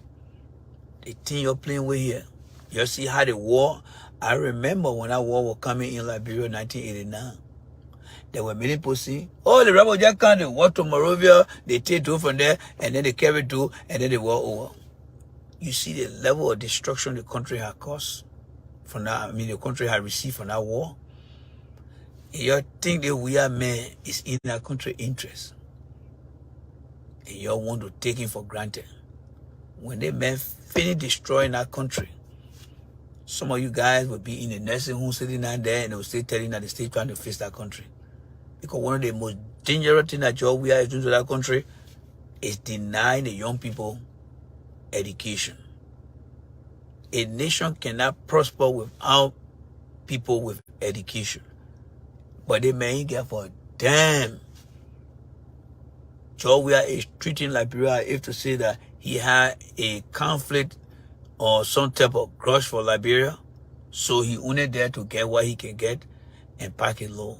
And with the people who supporting him on the side, along they getting their peanut money, they will come on one platform or another. But our people are suffering. Our people are suffering. And the only way that suffering will be somehow recognized, and the only way the suffering will stop is by us preaching this message. It's by us preaching this message. In the Bible, Old Testament, when Noah came, was telling the people there will be some type of heavy windstorm coming, the people tend to overlook that. I'm telling you now, the destruction that Georgia man is planning to do is going to go a long way. And if we don't pay attention to what I'm telling you guys will be working in the country here, feeding your people back home. You got to feed them, and then you also got to find a way for them to go to school, which is very, very bad. Which is very, very bad. So you can't do that. Call your people every day. Talk to them. 6 years, it's not something to play with. 6 years. There are a lot of things that you can get out of 6 years. You see the president first year in office, he built all the condominiums, right? What do you think he's going to do next? If the people made that mistake and gain that opportunity, he's going to care less. He's going to look you in the face. He's going to look me in the face and say, you know what? All that thing you told you last time, anybody be president, I can do whatever I want to do. And he will be right. But guess what? The people that did not get the message that some of us are talking about here, they will be coming to you. You will start to see them bringing their children on their lap with some kind of be better, Sonny. And somebody there with a small camera. Man, what happened to your child? Oh, my child dead, my child died. And then you're going to see the whole thing repeating itself again for another 6 more years. And these are things you need to focus on. These are things you need to focus on. Thank you very much, Power. Every little time you get, call your friends them. Tell them the election is about your future. This election is about your future. By the time we hit the year 2030, when countries around the world go into different countries in Africa and telling the people, say, we are going to open this center in Ghana. We are going to open the other center in Sierra Leone. We are going to open the other center in the Ivory Coast, in Guinea. And then you start to ask yourself, but what happened? They can't come to Liberia. Well, this is the time that we need to make the people aware that by the year 2030, the workforce on this continent and in this world, let's just say in the world, the workforce in this world will be focused on Africa. The population of Africa is getting younger every day. There are studies upon studies that have shown that Africa will be the breeding ground for employment of young people. And the only way that Liberia can compete is to have a leader. Mr. Cummings is saying that part of his plan is infrastructure and internet. You can be way in Bogonje, get your lay planting farm over there. Along there's electricity, internet, you can start selling things online. People will be shipping it for you. And you become your own CEO. You think Joe, we are thinking about those things? No. Joe, we ain't give a damn. He's not playing football. He get money. Joe, we are saying get money. You think he thinking about that? No. How often do you see Cloud we are going around and talking about the soul of the people? So Cloud we are don't give a damn. Cloud we are didn't got the brother from Jamaica or in our president there, turning the whole place outside and getting diamond and stuff like that, getting gold. By the time they finish, they leaving our country empty. What you can do? Nothing. And guess what? You will be the default ATM for them. They will call you. They will call you. You will see some condition, you will feel sorry. And then you have to share your little money. Because you're not pushing the message. Coming one cannot do it. We all need to get together. The very people who supporting we are today, they will look at the fellow Liberian and say, look at that one, why your opposition, why you do nothing with your life. I mean, you coming to now. That's what they will say. But they will not tell them, say, I supported the wrong person and I benefited from that. And the person who I supported did not provide for you the opportunity for you to be somebody. But they will squarely put the blame on them. Because that's how many of us are who support the wrong thing. And you know yourself. So we'll do all the talking. But in the end, the people got to make that choice. But we want to make sure that they get the message. Because I'm telling you, 6 years to the wrong person, I don't want to see it. The people need to get that message. 6 years after what you are just seeing, and then you're going to say, let's go get the person 6 more years. You know what's going to happen to that country? They say when water get dry, feed each fish. They men got no idea. The international community know that Georgia is not fit to do anything. And they only hoping on the Liberian to take that man out of office. They men got no contact. Even the people who play football with him. When last year, I saw the people coming to the country there to say, you know what, we're coming, we are your friends. We're coming to open some kind of little factory for your people to be working. All the football that Georgia play in Europe, have you seen one of his contact coming to Liberia? None. None.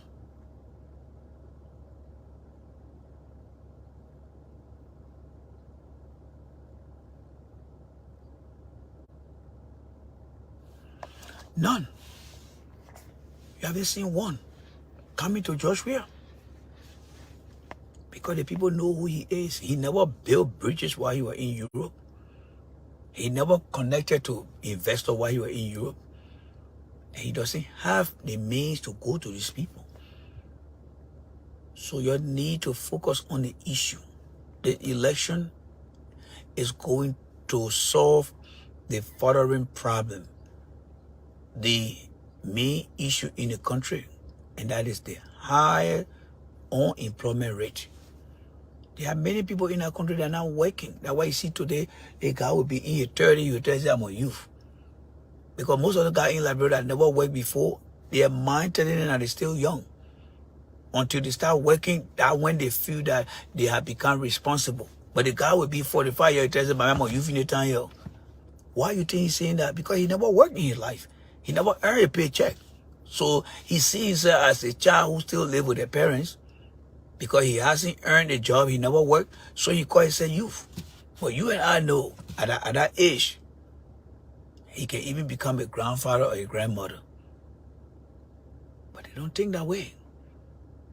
And then you want to go sit down and go get somebody, another says here, the people need to hear what they need to hear to make that informed decision. So guys, I got to go.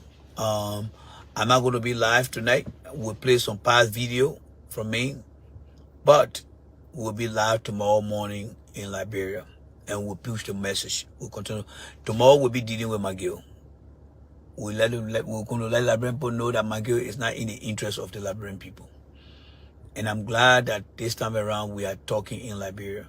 So I want to ask all those who believe in what we do here, please don't forget to help us in the process. All right? The J. Randy Doppel is the cash app. Try to support us. The guys on the ground, they're doing everything. They are doing everything. This is not for us anymore. This is for the soul of our people. We got to do everything we can. Forget about it too much of popular Facebook page. No. Focus on a platform that looking at the issue. That looking at the issue. These guys in Liberia are very appreciative that we're pushing the message. But we got to do more. And by doing more, we mean that we want to go through all the different radio stations. We want to target radio station in Magibi. We want to target local radio station in Bond County. We want to target a radio station in Nima County. The local one them. That is our goal. So we are looking around because that message must be given to the people back there to make an informed decision. So then, guys, I have to go inside to find something to eat and to do other things. So tomorrow we'll be here, all right? Yeah, tomorrow we'll be here. And depending on the day tomorrow, maybe I'm going to come on. Yes, maybe I'm going to come on tomorrow. Yes. That cash is not working for me. I send you a screenshot. I'm sure you can hear me now. If you can hear me, type yes, yes, yes, yes, yes, yes. Can you hear me? Can you hear me? That is brave enough to look at Russia and say, I'm going to sanction you, Russia. That look at Europe and say, we must form an alliance called NATO. That look at Africa and say, we need to put Africa together to monitor what's going on. That need to look at Asia and say, we want to put the Asian con in that part of the country. You don't want to mess with this country. Because for Liberia, we are just like a little dust in your palm that you can just blow it and everything goes away. And that is why I always tell you guys, I would rather stay in the country here to push my cartoon at Walmart, because many of us who live in this country does not understand the power of this country here, both militarily, economically, politically, socially, and you need all the click. They are very powerful. So what has happened today in Liberia, yesterday, I want you to look down here now, look down here. Can the United States government trust George Weah to do the right things after the sanction? This is where the topic is going to come from. This is where the topic is going to come from. So in the meantime, share the video, guys. Share the video in the meantime. Share the video. Let me try to share mine here, because we got a lot of things to discuss here. Yes, we got a lot of things to discuss here. Hey, my good old friend, Massa is here. Thank you so much, Massa Blama. David, thank you so much for your courage. And I hope that you will stay to the end of the show, because you're going to take a lot to learn from Massa. You're going to take a lot to learn from. Yes. Yes. So thank God that you're here, and I appreciate you being here. All right. So let's try to do what we can to share this video here. Yes, to share the video here. So let me try to, thank you there, Simon, for sharing the picture. Thank you so much. Thank you so much for sharing the photo here. All right. Thank you so much for sharing the photo here. I see some interesting photo here. Yeah, I got to capture this one here. I got to capture this one here. And, I got to capture this. I'm going to put it here. Thank God. The person that took the photo, I love this person. I love the person here. Oh my God. The person that took the photo here. I love the person here. Yes. If I will keep their name here, I will keep their name on here. Yes. Because you guys got to see what I'm talking about. You guys got to see what I'm talking about. Yes. So let me just send a picture to myself here. And if I send it to my email, and then let's see. Yeah, send it to my email here. Let's see. Yeah, you're gonna learn today, folks. You're gonna learn today. You're going to enjoy J. Randy here today. When you walk away from here, you will be in power. You will be in power. These lessons that I present on my show, these are lessons that cost money. Money. And but I just decided to give it to you free. All right. So let me see here. All right. So I got it here. I got it right here. So let's see here. Okay, so it's right here. And let me do something quick here. I want to do something quick here, right? So you share the video. You share the video here. You share the video here. You share the video. You share the video. You missed the show here. You will miss one of the most important shows in your life. I'm telling you guys now. Yes. I can't believe it. I'm telling you guys about your own good to stay around. All right, so let me do something here. So I'm going to be talking with my head down, so please forgive me because I'm trying to play with something here, right? All right, but let me say this thing here. This morning I was on in Liberia, but the guys in Liberia, Daniel Roger, the sheriff #1, He wasn't in studio today. He was not too okay today. So what happened was the show did not go live. I should have, in my own will, I should have come on live so that you guys could join me. But again, I would like to apologize for that miscapture. I should have captured that quickly, but I did not. But we were live today in Liberia. Yes, we were live and we presented our case to the Liberian people, and they did call into the show. So let me apologize to every one of you guys for not taking the show live. I should have done that. My apologies to every one of you guys. We were live this morning on the show. I did wake up and we had a show this morning. So let me apologize to you guys for that. All right. So my apologies to every one of you guys for not being able to broadcast the show. Yes, to broadcast the show. All right. So let me do this thing here, guys. Let me do this thing here. So, when I speak, a lot of people listen. Yeah, when I speak, a lot of people listen. Yes. So I see, I have been looking. Yes, we were not on, Sister Montreal. We were not on. And again, my apologies to you guys for not being on the show. Yes, my apologies. I'm so sorry for not, coming on at that time of the day. So please, guys, forgive me. I should have done that. So my apologies. Let me capture this thing right here. All right, let me capture this thing here. And as I'm talking here, I want you to see this thing as a class presentation here, right? So I'm doing this thing as my presentation. Again, Mr. Weir, has he learned his lesson? Somebody just said, yeah, he had learned his lesson. But we will find out as we go through this PowerPoint presentation, and I mean through the presentation, which I'm very excited about. We will learn some important things here. Let me just save the photo here, and let's see here. I'm looking for a very next one here. Let me see here. Which one is next here? I think this one will be okay. Yeah, this one right here will be okay for this show. Yeah, so I'm going to save this one right here, and I'm going to just email that to myself, and then from there we're going to start the show. All right, so you just bear with me a few minutes here. Let me just save this here, save it on my desktop. All right, let me save it on my desktop here. So as I'm doing it right now, I'm just telling you guys what I'm doing, and let me come to my email here and try to load it up. Please try to share the video, ladies and gentlemen. Try to share the video. J. Randy is about to give his own version of what happened from the State Treasury of the United States on the 3 government officials. J. Randy. I got something here. I got something here. All right. Please know that. All right. The IMF has responded to my message here. Yes, the IMF. Remember, I filed an internal how they call it, ethics report to the IMF. I just saw it here. All right, dear Mr. Dapo. Okay, I'll read this later on here. I'll read it because for the morning show here, this is very exciting here. Everything seems to be working good here. So let's see what they will say here. Let me see who wrote this here right now. Internal.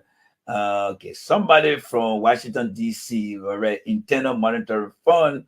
Yeah, this is so nice. I'll read this to you guys before we leave. Yeah, so remind me about that. So let me just leave it open here for you guys. I have to read this for you guys here.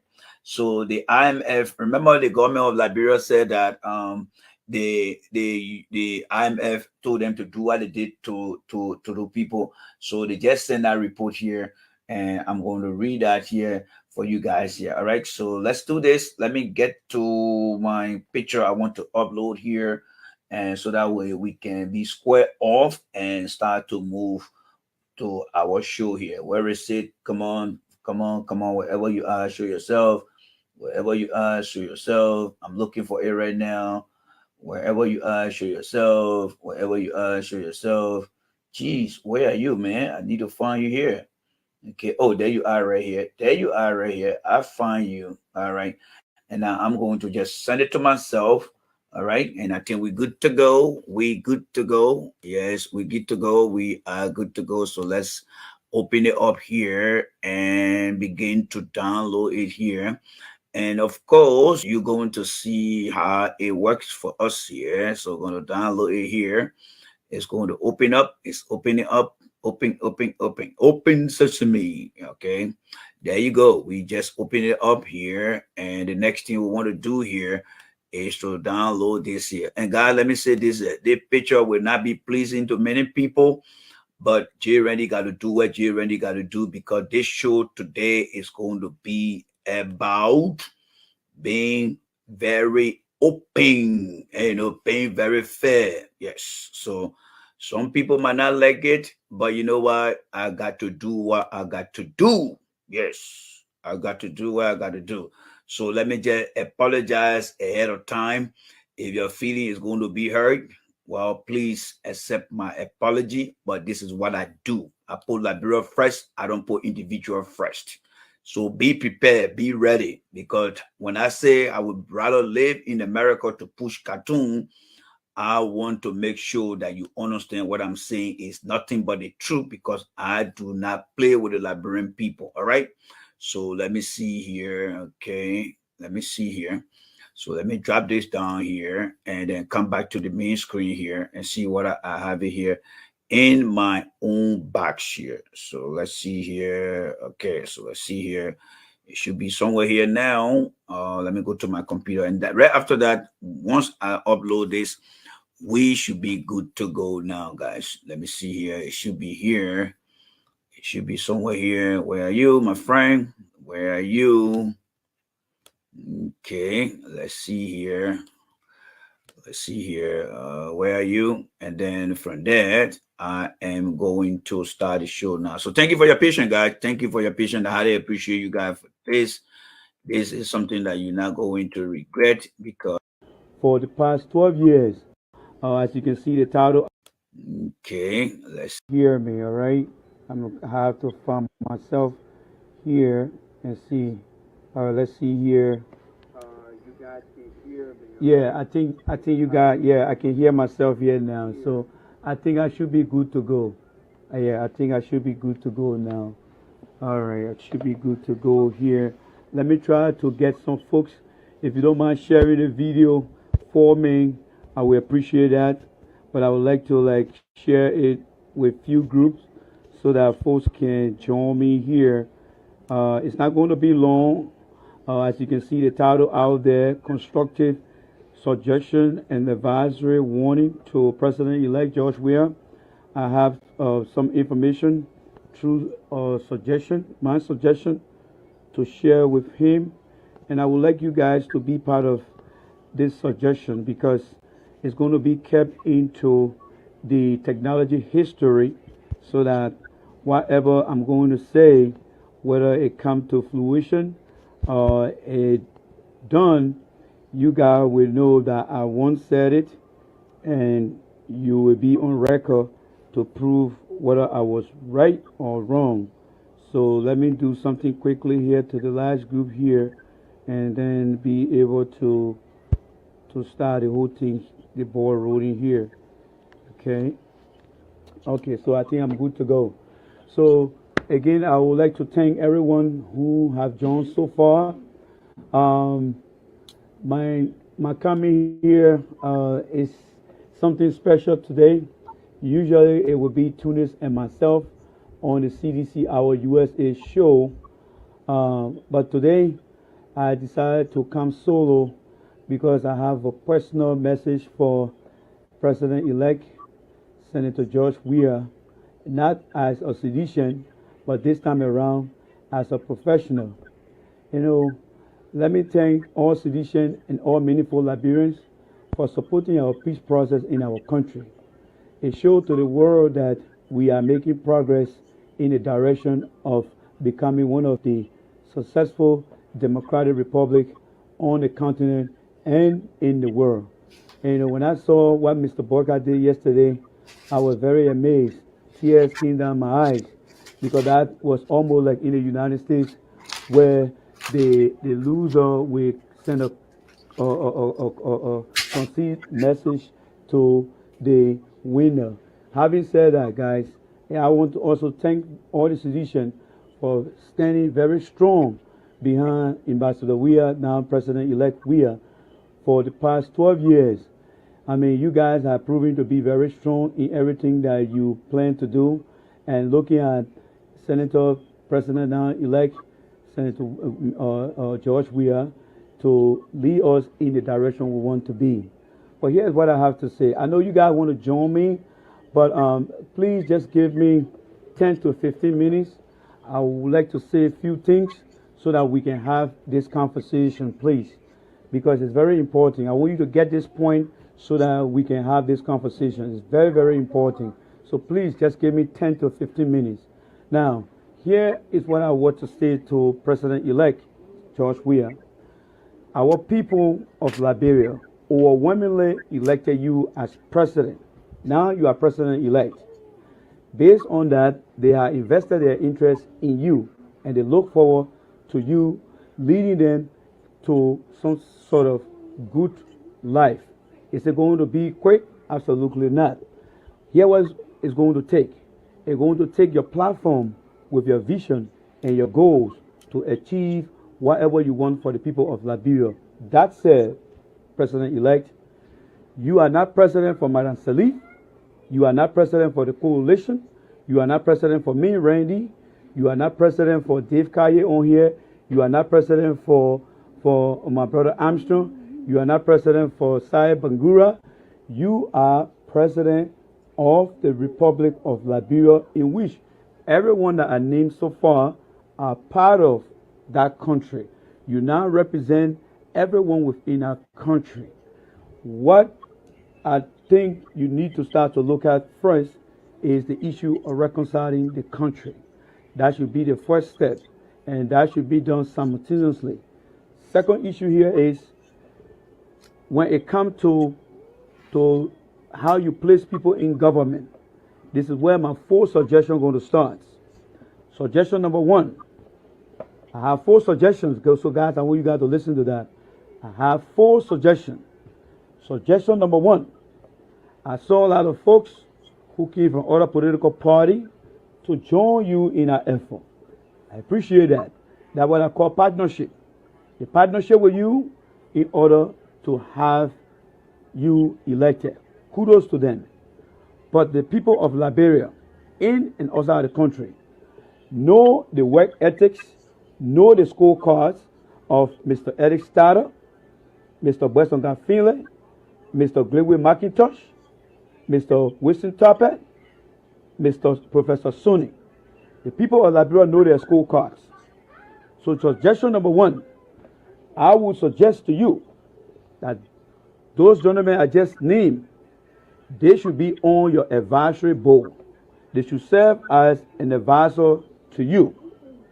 The reason they should be in our role is because the people of Liberia have seen what they have done.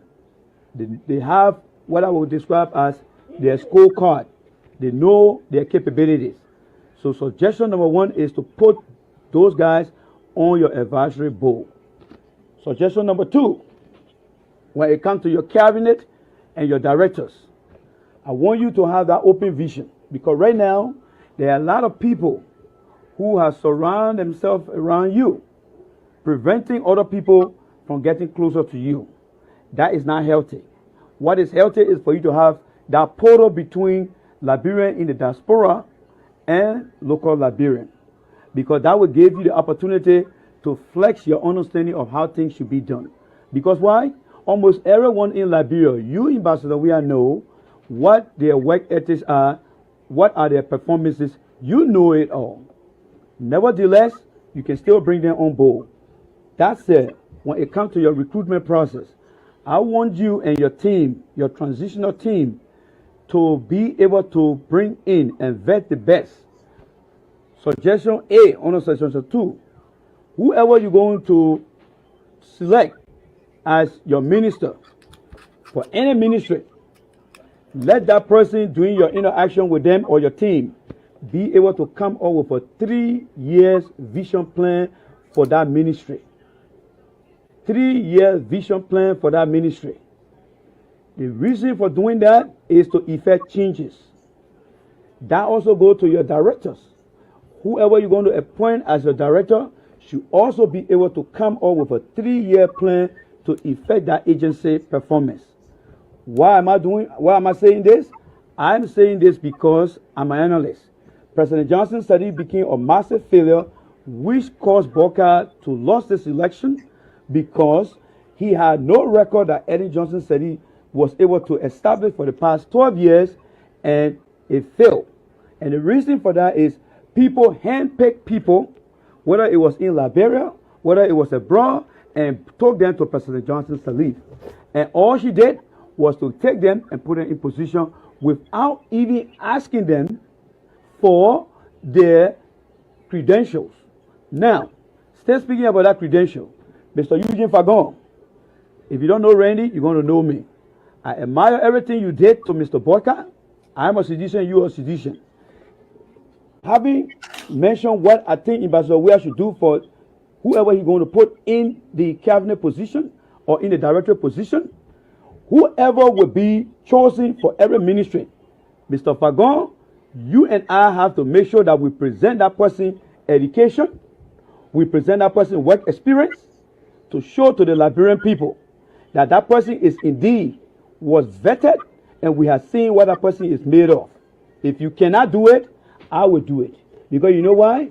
The failure in the past has been government officials from the president have failed to vet people.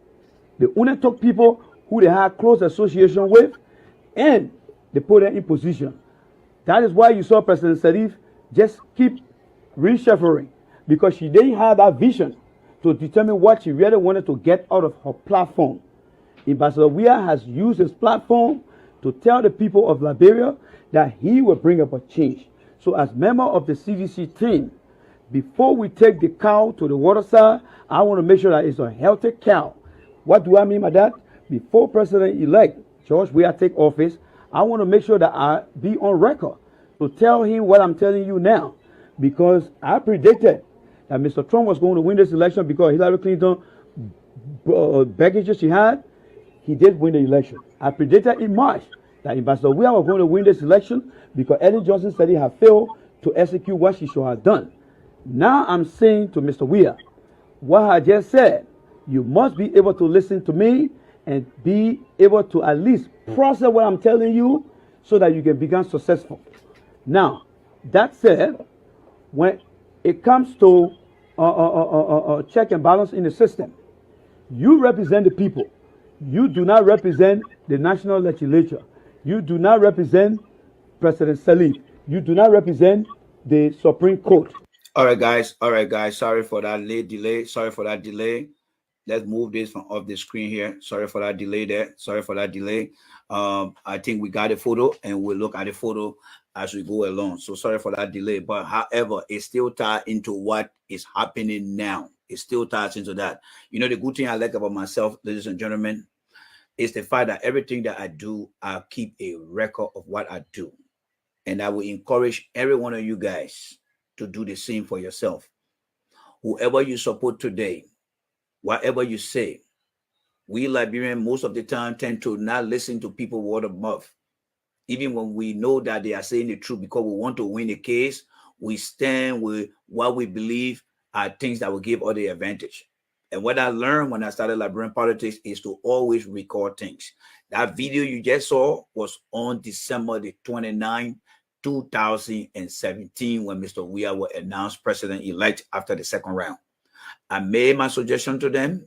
They never got to be accepted by anything. And today, here we are. So when you see people trying to play videotape of me and not bringing the good side, I have to fight my own battle here. So today now we are seeing what has happened to Nathaniel McGill. And the question here now is, can the United States government and people trust Mr. Weah? Can they trust Mr. Weah? Because you see, when Mr. Weah took office, the beginning of Facebook Live was just opening up. There wasn't many Liberians at that time. And the number of people that were existing at that time, as you saw in that video, I was one of them. I could not even use Facebook better at that time. But I make sure that my message was recorded and I captured it, and I still have it today. You see, the three individuals that have been sanctioned by the U.S. government, through the Treasury Department. It is not by mistake. Nathaniel McGill, I'm going to give you guys a little history about Nathaniel McGill from what we heard. When Mr. Weah was elected as president, there was rumors going around that Mr. McGill was selling positions. He was selling position. And I hope that Eugene Fagon will do himself in honesty to have his own show. You know, one thing I noticed about many Liberians, we are not honest in what we do. And we live with all those secrets until we die. But I'm hoping that Eugene Fagon will be very honest to one day come and tell all what he knows. Because when Mr. Weah was elected as president, the first batch of ministers that went for confirmation included Weston Guy Finley, Nathaniel McGill, and Samuel Tuer. Those are you guys who listen to me for a very long time. I always say, Randy, let us talk thing from way back. I'm giving you something that you are part of now, and I'm just trying to refresh you. That was the first appointment that was made. The second appointment always used to come from the party headquarters. It will come from the party headquarters, and that paper will be sent to Nathaniel McGill because he was the president or chief of staff, the same position as Minister of State for Presidential Affairs. The first list that was sent, Nathaniel McGill went and changed the list. He changed the list. And the next morning, he gave that list to George Weah. And when the name was read out, Mobile Modu became concerned that the list that he gave to Mr. McGill, it was not the name that was read the next morning on the news. They let that list slide. The second time they did it, Mr. Weah himself asked for the list and said, we need that list. So the list was sent to Carrasco and the list was given to Mr. Weah in the back end. And then that same copy of that list was given to Mr. McGill. McGill can't get this list with a name name change on our list. And if you remember, those of you who follow Liberian politics, because I do, George Weah authorized Sekou Carrasco to come on Facebook to say Nathaniel McGill will not be the party chairman. He will not be a minister. The reason for that, it was because McGill got busted because he was setting names, changing names and setting position. The question here is, what did Mr. Weah do when that happened? Because when you start to look at somebody who is developing and adopting a bad behavior, and if you don't act, we call that rewarding the behavior. Taking him from one position and keeping him somewhere is one thing. But what action did Mr. Weah put in place? Mr. Weah did not do anything in regards to that. And it went by.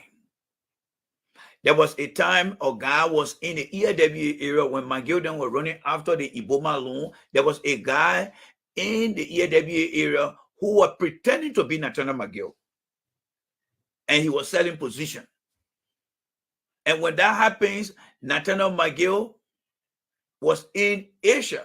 And when the guy got arrested, that's how they could tell that McGill cannot be in two places at the same time.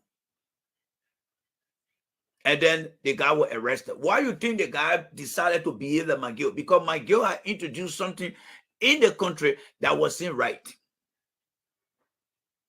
And then when we start to criticize that, guess what Sedition started to say? You know what they say, right? And how you think they learn how to say that? They learn how to say that because the government official around George Weah, who just wanted things for themselves, and they were not willing to accept any constructive advice, as you saw in the previous video I just showed you. So what would they do to the boys and girls? They will whisper in their ear, go tell them the man looking for a job. And the very boy will come out here. He looking for a job. Then he get his job. He an angry man. That's what they will be saying. But you know that you want to give the best advice to George Weah. So let me ask you guys this question. The U.S. Treasury Department that issued a sanction on McGill, Bill Traore, and Serena Sifa. Is it because George Weah didn't get a job? Let me ask you guys a question again, because that's all they've been saying, right? So the question here is, the U.S. Treasury Department that issued a sanction on McGill, Bill Trawe and Serena Sifa. He said because did they do it because they asked Joe Weah for a job and Joe Weah ain't getting the job? Because that's how sedition always respond to people who want to tell Joe Weah the truth, right? You see, when you get people around certain individuals that are so mean and selfish, that's what happened. This government of George Weah should have been supported by many people today. Many people. But those who came around George Weah decided to be very selfish, not willing to take any advance. You see, there are two types of advance or advances, right? One is the ADVRCE and the other is the ADVRSE. The ADVRCE is a words of wisdom that you give to somebody and say, I think you should do things this way. And that person should be able to take that wisdom and say, let me look at things here and try to do it. The ADVRSE is the one that say, do things the certain way. Like, for example, you say, Randy, put the phone over here rather than putting it over here. Because here it will give you good output. Mr. Weah got all the two different types of advices, but he never acted upon it. And then what happened to Nathaniel McGill? Nathaniel McGill became emboldened now. Because from the time he started to do things in the CDC internally, he now took it and adapted that into his role as Minister of State. After the Joe Weah was sworn into office, what did Mr. McGill did? He immediately went and bought a home for $265,000. And that came out in the news, right? How did he get that money? Why Mr. McGill did not buy that home when he was in the party as chairman or member of the party? Don't that thing raise red flag or raises red flag? And then who followed next? When Mr. Weah himself too, right after he got into office, between 3 to 6 months or 9 months, he started building houses too. Where did they get that money from? Right now, everybody that in the coming camp, including myself, why we not building houses in Liberia right now? Why we not building houses right now? Are you aware of anybody now who in the Cummins camp or in the Boca camp building houses right now? No, I'm not in the know of that. So think about George Weah and Nathaniel McGill. When they were in the regular opposition, why they didn't put in place these structures? For the mere fact that they never declared their access. Because Mr. Weah could make that possible to say, let we declare our access, because government can come in with their own policy. Policy is a rule that everybody must follow based on that particular administration. When that administration gone, they go back to the constitutional rules. But Mr. Weah, did he put anything in place? No.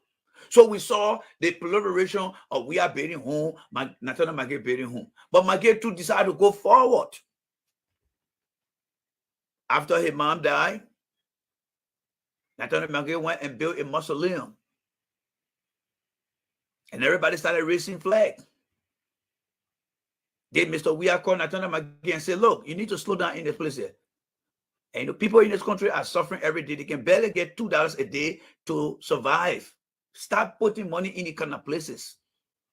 I bury my mom as the regular way people will bury their mom. That is understandable. Did Mr. Weah say anything? No. Mr. McGill turned around again and came to America. Just chief of staff. Chief of staff is like the office boy, but it's just that because the executive mansion office is the higher office in any country, in a democratic country. So the office boy is actually called the chief of staff. But chief of staff in the office of the president is literally but a office boy. Now, Mr. McGill came here and he went to EULA and said, we are going to give money and we are going to give more. And when I go back, I want to convince the national legislature. So when you read that particular document, in fact, when you read the document, McGill should have been fired by now. If you read the document from the U.S. State Department, they already told Joe we have to fire McGill and every one of them. Let me just read an excerpt for you to know what I'm talking about here. Because the way the white man can address things, if you pay attention to it, you will know that McGill should have been fired a long time ago. So let's go back here and read exactly what it said here. Let me see what I can locate it here right now. Because Magay should have been fired now. He shouldn't be over there based on how this information was watered here. Yes. Based on how the people watered this information, Magay should have been gone by now. He shouldn't be in our office. I'm telling you guys now. Magay shouldn't be in our office there, ladies and gentlemen. He should be out of that office because the way it is watered here. Let me see what I can capture it right here. All right. So I'm going to read just one sentence for you here. All right. It says here, Nathaniel Magay, all right? Nathaniel Magay is the Minister of State for Presidential and Chief of Staff to President George Weah. Now, the second sentence says, during his tenure in government. You hear that? It's coming from the State Department. That one thing I really love about I should share my screen with you guys in. But it said during his tenure in government. That tells me that Mr. Weah had already been informed by the U.S. State Department to fire Mr. Magay, because nobody will say during his tenure in government. That means Mr. Weah should have fired Nathaniel Magay. I'm only alluding to the comment made here, and you can go out there yourself and get to see it. Yes, and get to see it. Maybe I should just try to put this into my stuff here so that you guys can see it. It said during his tenure. That means he should have been fired a long time ago upon that information coming out. But he didn't do that. We are hearing this morning that he had been suspended. We are hearing this morning that he had been suspended. But the question here is he suspended with pay or without pay? You see, folks, I always tell you guys, when I sit on the platform here, I see you guys as my stakeholders. And when I'm discussing national and international issue, put joke aside, we look at things from a principle-guided decision. And that's what I do in this country. Many times people say, oh, why you don't want to go to Liberia? No. The principle that I have when it comes to dealing with people money, come to dealing with human capacity, and come to dealing with goals, objectives to acquire some level of achievement, I attach most of the principle that I got over here. Did Mr. Weah suspend Nathaniel Magay with pay or without pay? And why is he suspending Nathaniel Magay? Is it the intent to bring him back? Even though there are times that some suspension can tell you that you're not coming back. But I think Mr. Weah need to be very clear that Mr. Magay is not coming back in our government anymore. But we'll come to that as we go down into the discussion. Now, let me put things into context here. Mr. Magay went back after making an announcement in Pennsylvania, Sharon Hill in Pennsylvania, that he was going to give you this amount of money. When the Liberian people started to come out and say things, did Mr. Weah respond? I want you guys to answer me. Did he say anything? To say, look, Magay, you are just a chief of staff in the office here.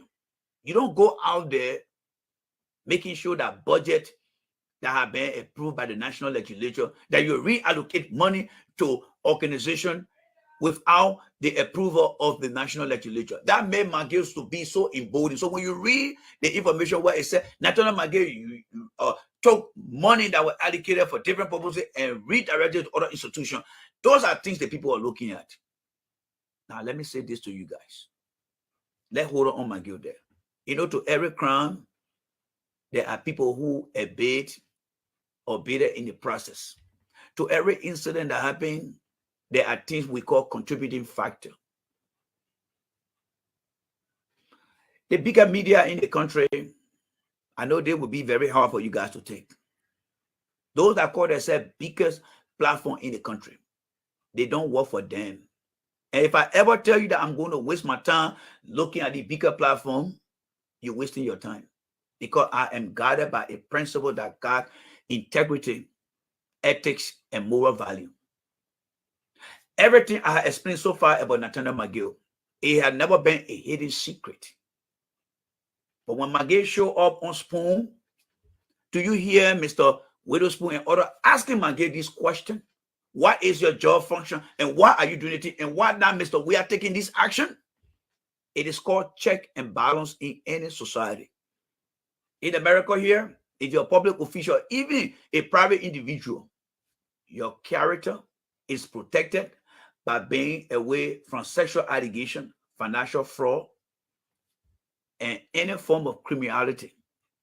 Those are the three guiding principles that guide people in this country here, because your image is so important. So when Nathaniel Mange engages in all the different bad behavior in the government, and he come and sit on Spoon, and they give him that preferential treatment,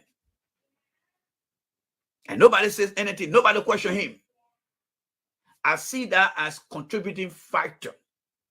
I see that as contributing factor. If there's somebody running away, they see your ship, they try to join with the ship, they say, okay, get on my back so you can leap into the ship. You contributed to that person escaping. And this is where I blame Mr. Witherspoon. But you know, when I post these things here, those who support the government and other people, I don't respond to them because, one, they don't have what it takes that some of us have. They don't do the kind of investigation that we do in this country here. But I will wait until my time comes for me to explain. Many people on that platform, they aided and abetted in Nathaniel Mange's behavior. They did that.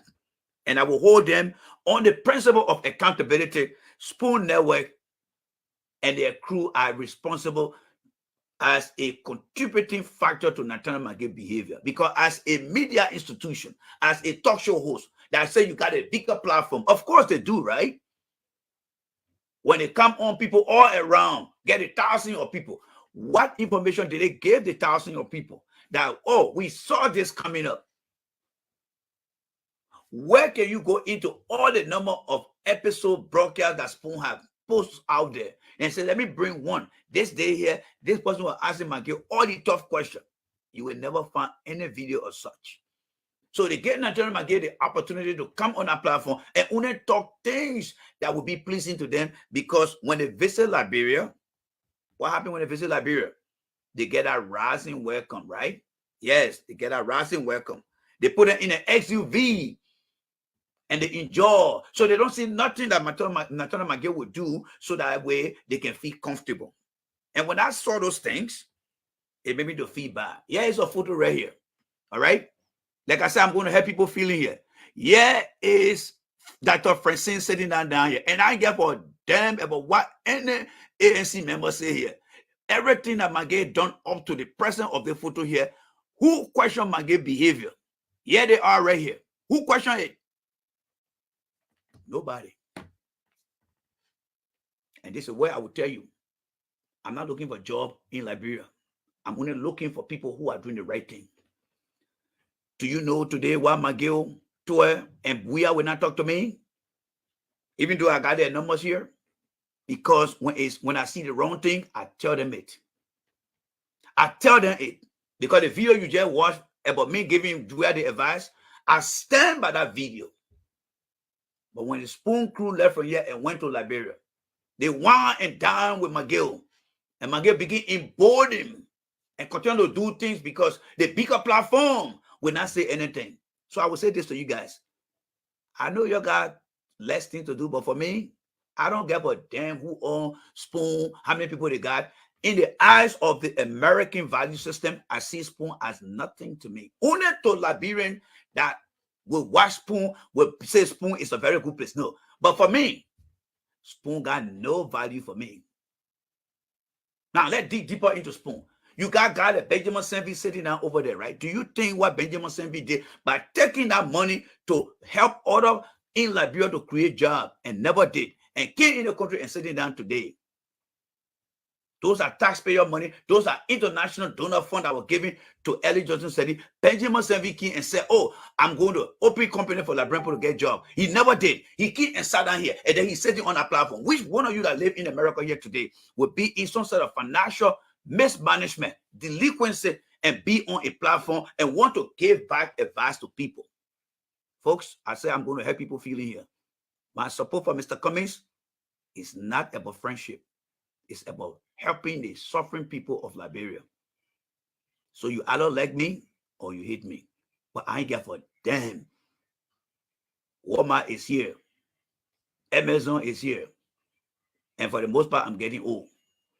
So I'm not going to be worried. But I will tell you guys the truth. Do you really think a Benjamin Senvi are taking out $45,000 from America here, he will be giving any platform to sit on? No. That tells you that there is no integrity. They don't have no financial standing or standards as to what they do. But in America here, why they check your credit before they give you a better job? Why they even check your credit before they give you insurance? Why they check your credit before they give you something? Because they want to know how financially responsible you are, right? But y'all got a platform where people sit over there with bad characters. And then they want to justify other people. I'm not a perfect person, but if I'm wrong, I will tell you guys I'm wrong. And if I do something wrong, I will say, you know what? I'm willing to go through the consequences of my bad behavior. But we keep rewarding people with bad behavior in our country. And so the contributive factor that God might get up to this, we have to distribute. And, you know, we have to distribute the responsibility across everywhere. Nathaniel Magay sat on that platform and nobody questioned Nathaniel Magay bad behavior. Question him as to what his role is when it comes to being a minister. What are his expectations? And why is he doing things that don't align with his job function? Nobody asked those questions. He got a free ride. And at the end of the day, everybody feel good. You'll get Hassan, yeah, the president doing well, Magay doing this. But the investigation continues. The investigation will continue. So today now, we are in the midst now of what happening now. And here's another thing I take here too. There is something fundamentally wrong with we Liberians as black people. Across the continent of Africa, why is it so difficult that few African leaders, not many, will always be resisting advices from their own color people? There are good Liberians out here that have given we are so many good advices how to govern the country, but they never listen. When you provide you constructive advice, they look at you and say, they call their people on the side. Yeah, my man, you're going on that man page and say that man looking for a job. Yeah, father squash car here. Then they got the young people then coming. The man looking for a job. But now, when the white men come in and say, you got ascension, everybody come in, yeah. Sometimes it makes me to wonder and often say that the white man system is better than the black man system. Do you believe me now? I'm not saying this thing because I don't like our own people. I'm saying that because we are too weak to stand on our own.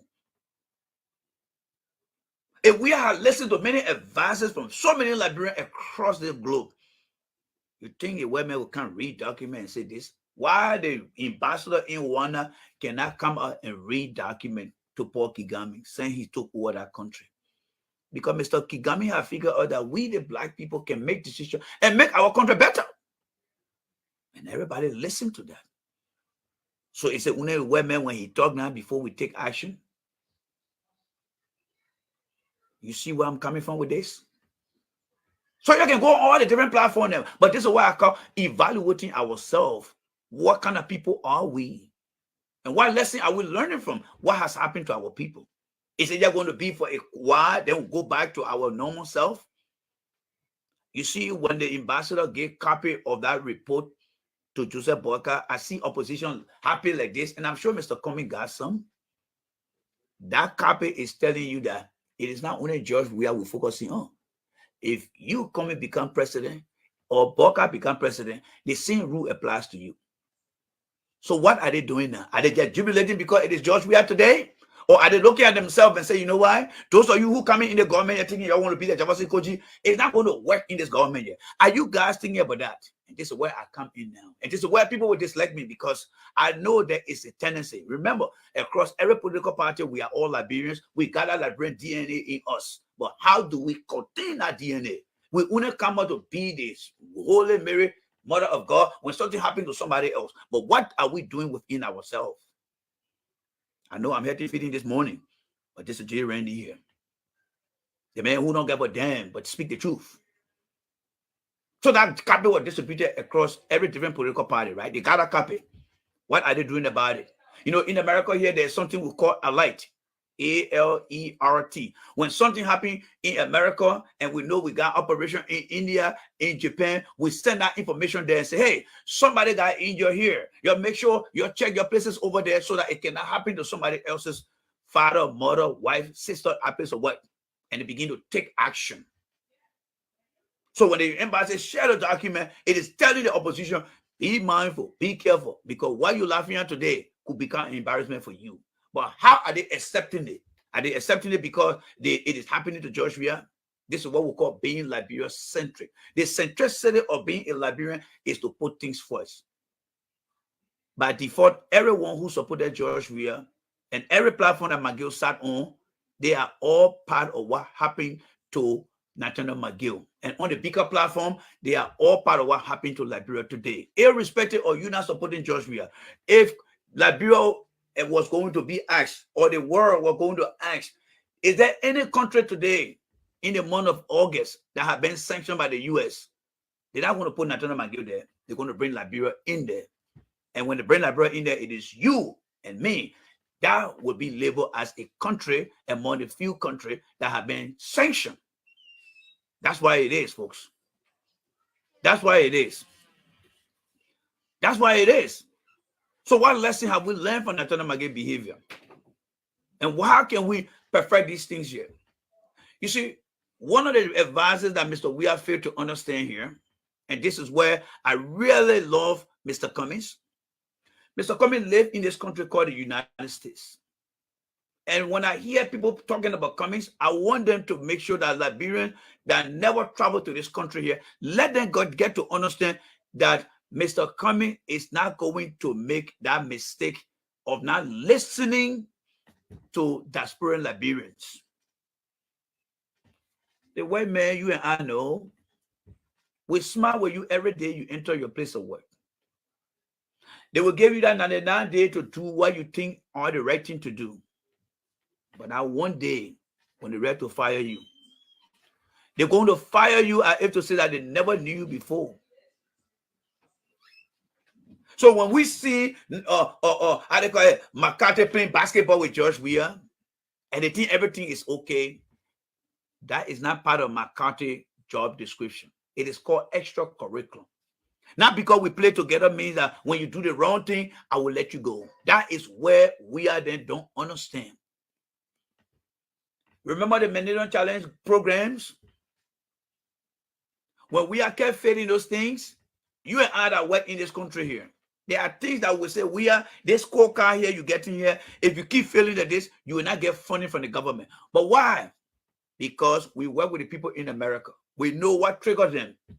And in order for us to be successful here, we can do this. We went to Europe and played professional football and became a European Hall of Famer in the football. You think if we have gone back to Africa and Liberia and see people playing amateur football and say, no, don't play the football this way here. Because the people who are going to play in Europe, they are not going to look at things this way. Many people will listen to him because he played in there.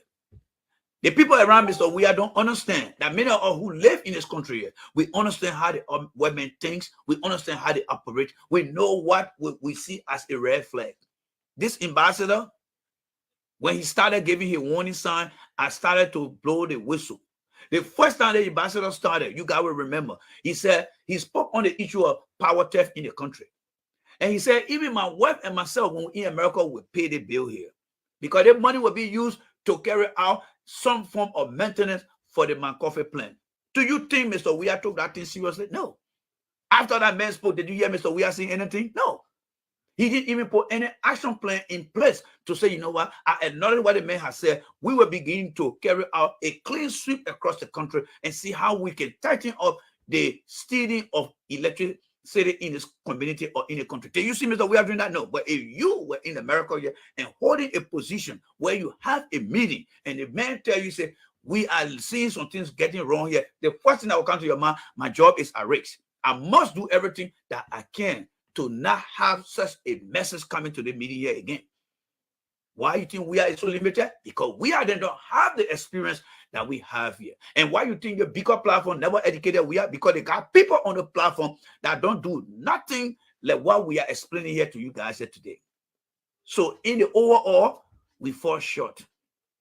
We fall short. So today is the examination of all the platforms that you guys have followed, why we fall in there. Do you know why today Donald Trump left office? Because CNN, Don Lemon, Chris Cuomo, Aaron Burnett, Anderson Cooper, they all were putting things out there to the American people about Donald Trump. Every time, and then when one of these guys show up, they're telling them about the truth about Donald Trump. And they will do that to any politician in the country. The same thing with Fox News, they will do the same thing too.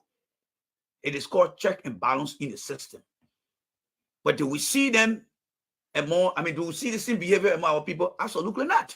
We didn't see no behavior among our people. So how do we measure ourselves?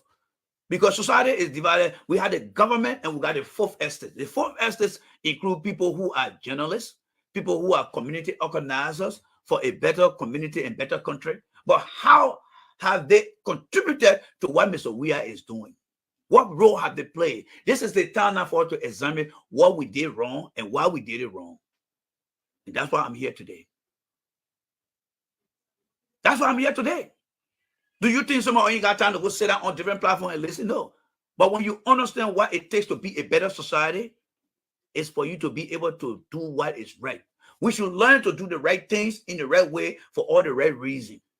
If we were holding the government official accountable, they come on any platform and we hammer them with questions, they will think twice before they go out there to do something wrong, because they will understand that any platform they go on, it will not be an easy conversation.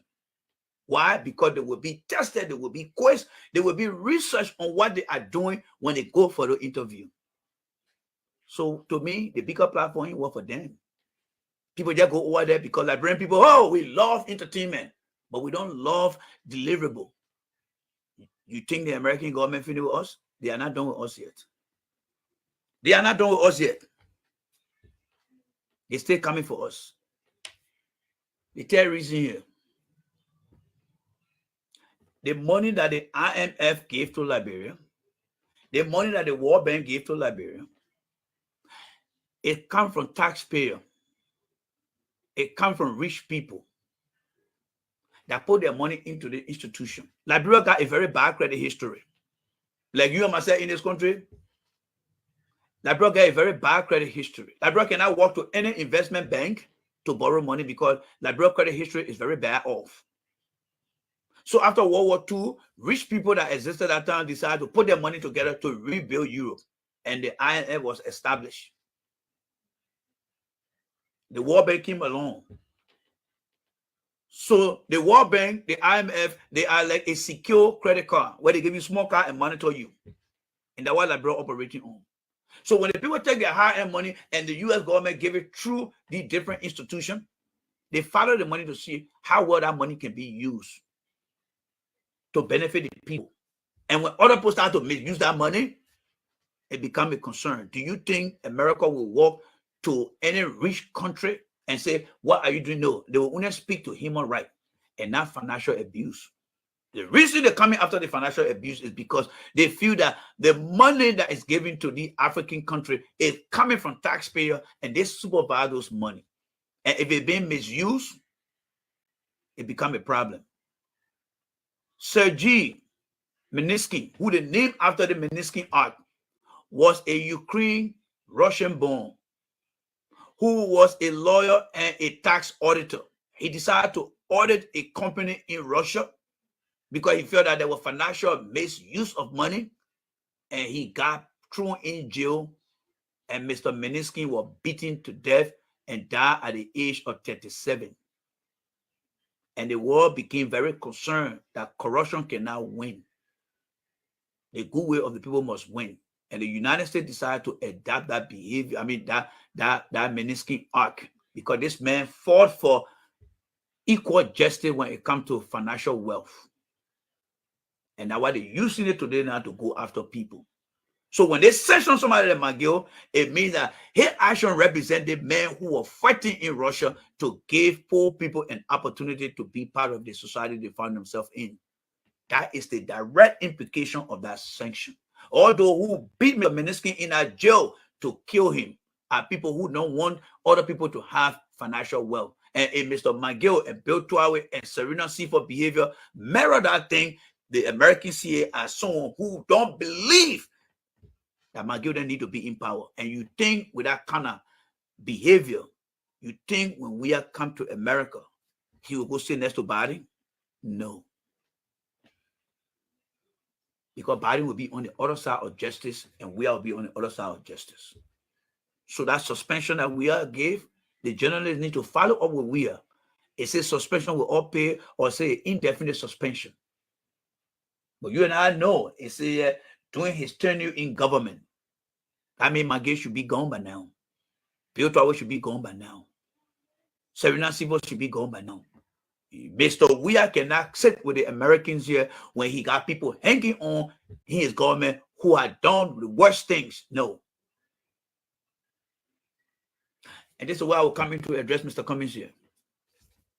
Liberian who back home thinking that, oh, Mr. Cummings is this, is that. Mr. Cummings understand exactly what it's time to explain to you guys. He got more to lose.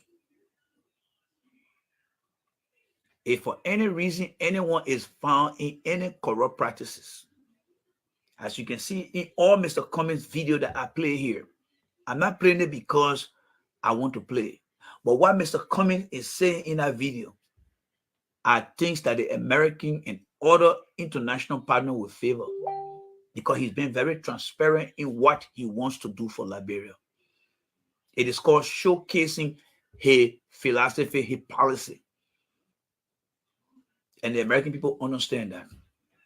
And there will be no one in America who want to see the better of Liberia will not come here and say, Mr. Cummings, I support you. Because it is called transparency. And that is why I don't give a damn who in the ANC want to say what. Because I know Mr. Cummings will not allow any Nathaniel McGill in his government that will go around and start allocating money here and there. No.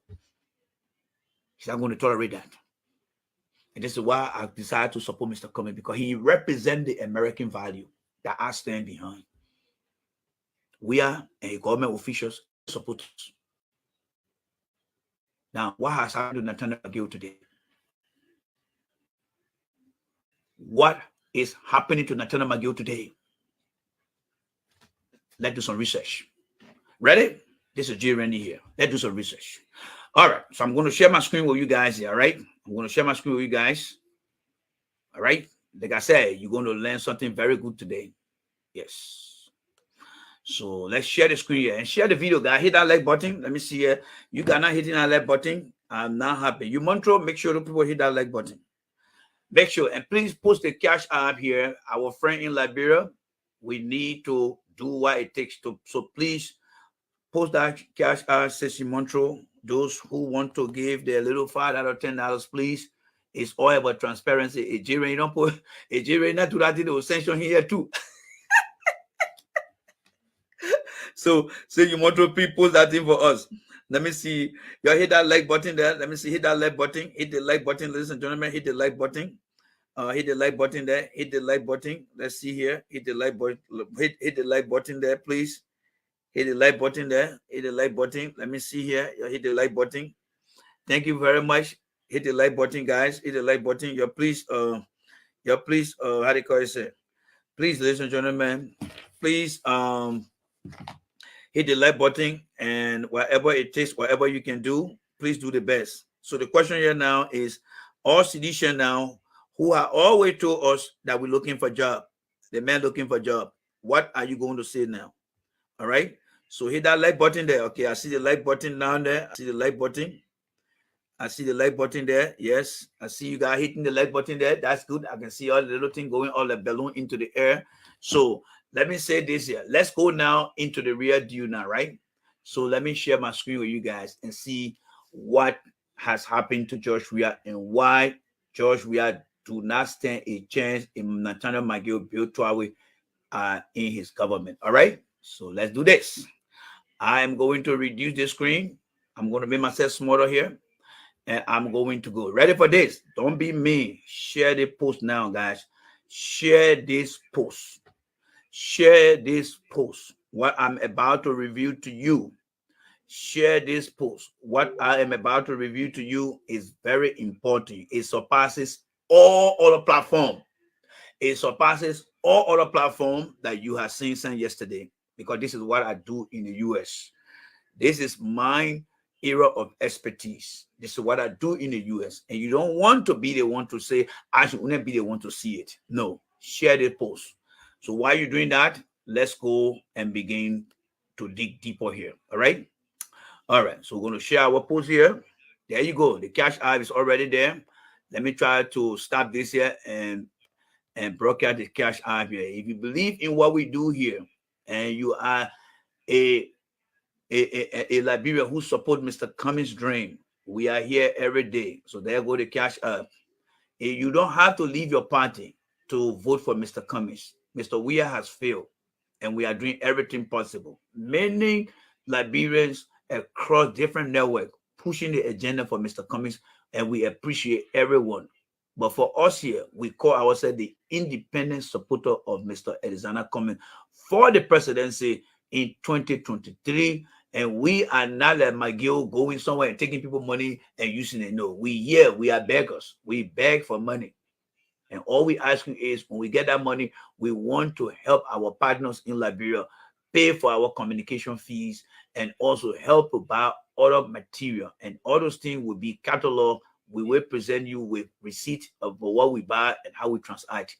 That is the transparency we have. So we are calling on you guys to please donate your little $5, your $2, whatever it takes, a little thing. JC Penny started with penny until he got to where he is. So there go the stuff over there. So I'm going to remove it for now because we are going to go into something very, very important here. All right. So I'm going to remove this thing as well here too. All right. Let me remove the banner from here. All right. And hide it. Now the banner is gone. Now let us now go to what the impact of what Mr. Weir is facing now. All right. So let's share the screen here. And then we're going to come right here. And then we are going to open this up here. And then we are going to share the screen. And I'm sure you can see the screen here, right? I'm watching it from on my phone here too. And I'm sure you can see it. It's coming up for you. We're live. So you can see that screen over there now, right? All right. So I'm in the screen here and you can see it here. So what do we do here? Now that Nathaniel McGill have been sanctioned, let's go into this here. So it says here, what? Office of Foreign Assets Control, sanction list. Is McGill on the list here? Well, guess what? I already did my homework. Click here, Nathaniel McGill, hit the search button. Voila. One hit. Nathaniel McGill is up here. So Nathaniel McGill have been registered now in the US database system. The guy here at Nathaniel F. Follow McGill, the guy here Nathaniel Follow McGill here. This is where now Joe Weir is messed up. And he keeps Nathaniel McGill in the system. It's just like Nathaniel McGill have been listed in the criminal database of the United States Office of Foreign Assets Control. Did anybody show you this thing here? No. This is what Jay Rennie does for living. All right. Hit that like button, folks. Hit that like button. Share what you're seeing here because Nathaniel McGill now is doomed. Let's click on the first name here. We want to click here. Now, let's look at Nathaniel McGill detail here. All right. Yes, here. Nathaniel McGill, born January 1st, 1971 in Liberia, Liberia. This is a passport number right here. Nathaniel McGill passport expire. How they call it there? Nathaniel McGill passport already expired. I hope expired in April of next year. All right. Nathaniel McGill, this is here, aka category strong. McGill, Nathaniel McGill follow here. So Nathaniel McGill is already listed now in the U.S. government of those who are corrupt. All right. Now let's go to the next list here. Let's go to the next list. Who next on the list? Bill Tuawe, right? Bill Tuawe. Bill actually means William, so we'll see whether they consider him as William or Bill. But we'll set up for the first Bill because Liberian people don't understand the difference of being Bill. So let's move this from here. All right. Let's move this from here and go to Bill Tuawe. Let's type in his name right here, Bill Tuawe, and let's see what's going to hit here. Bill Tuawe. All right. So we got Bill Tuawe. We hit the search button here, and let's see whether will come up with Bill Tuawe. Yes, there go Bill Tuawe here, folks. There go Bill Tuawe here. Bill Tuawe already been listed. Hit that like button, folks. Hit that like button. Hit that like button. This is J. Randy. This is what we do. This is what we do. So let's go to Bill 12 here. So Bill T12, that T stands for T. Bill 12. Let's see what happened to Bill 12 here. Bill 12, born 1965, October 27. Yes, River says Bill 12, right? A passport going to expire in December of this year. So Bill 12, I don't know where you need that passport to travel, but this is there go Bill 12 here. Bill 12 have been listed in here as well. All right. So the next thing we're going to go to here. Who next? You know the name better than I do. Serena Cephas. Serena Cephas. Serena Cephas. So let's capture Serena Cephas and hit the like button. Let's go back to Serena Cephas here. Let's go back here again, folks. I think you already know how to do it now after 2 examples now. So we're going to click here again, folks. We're going to click here, and then we're going to just paste his name in here, and then we're going to hit the search button, and then we're going to get a hit. Let's see where we get a hit. Yes, Serena Cephas here. We click on Serena Cephas here. Serena Cephas born September 21st, 1965 in Salaye, Liberia. Yes. The passport going to expire. The guy got 2 passports. I think, what the hell are you doing with 2 passports? What the hell are you doing with 2 passports here? Wow. AKA strong, AKA this. All right. So just to tap it up for you guys, and remember Vani Shemo? Yes, Vani Shemo that was sanctioned. Let's look for Vani Shemo here too, because he's on that sanction list. Vani Shemo, there you go. It pop up right there, Vani Shemo. So let's hit Vani Shemo here, folks. Let's come here and search for Vani Shemo here. All right, let's go down to Vani Shemo here. All right, there go Vani Shemo right here. All right, Vani Butunami Shemo right here. We click on here right here. Vani Shemo born February 16, 1953. Vani Shemo is here. His passport expired in 2025. This is where Vani Shemo address is and stuff like that. Ladies and gentlemen, this is J. Randy. This is what we do for living in America here. You know, let me say this to you guys. All right. It came a time people were telling me, oh, Samuel Toa gave you 22,000 now. Samuel Toa gave you this. When I look at Liberia, they kind of coming out like these people are out of their minds. People are out of their minds. I work in this country here, have some connection with Department of Homeland Security. Do you think I will be damn stupid to take government money and put it into an account? Do you know what's going to happen to my career? Do you know what's going to happen to my future? Now that you are seeing what has happened to Nathaniel McGill, we need to fire all those people because these people are listed now into the US database system. That means anywhere McGill go in the country here, he's done. He's not coming here anytime soon for any reason. He's not coming here. So the different platforms you gotta watch, what lesson are they giving you guys other than just talking politics as usual? What are they giving you guys every day other than just talking politics as usual? What are they telling you guys? I'm not here to discourage you guys, but I think you might want to spend your time following people who will educate you. Who will educate you. You saw what I just showed you. Do you think Mr. Cummings will be so careless to go put himself in that category? Fanny Shemo not coming in this country anytime soon. Nathaniel McGill not coming here anytime soon. Bill Tower not coming here anytime soon. Serena Cephas not coming here anytime soon. He's not coming here anytime soon. He's not coming here anytime soon. Because they have been listed as bad people who hurt other people and prevent them from having an opportunity. So sedition, what is going to be your new strategy now? When somebody come here to criticize Joshua, are you going to take a phone call from Samuel 12, Nathaniel McGill and say, go tell the man he's looking for a job? Yeah, that man looking for a job. Hey, getting no job, he's looking for a job. But the man is even fighting for you to get a job. But because those around here,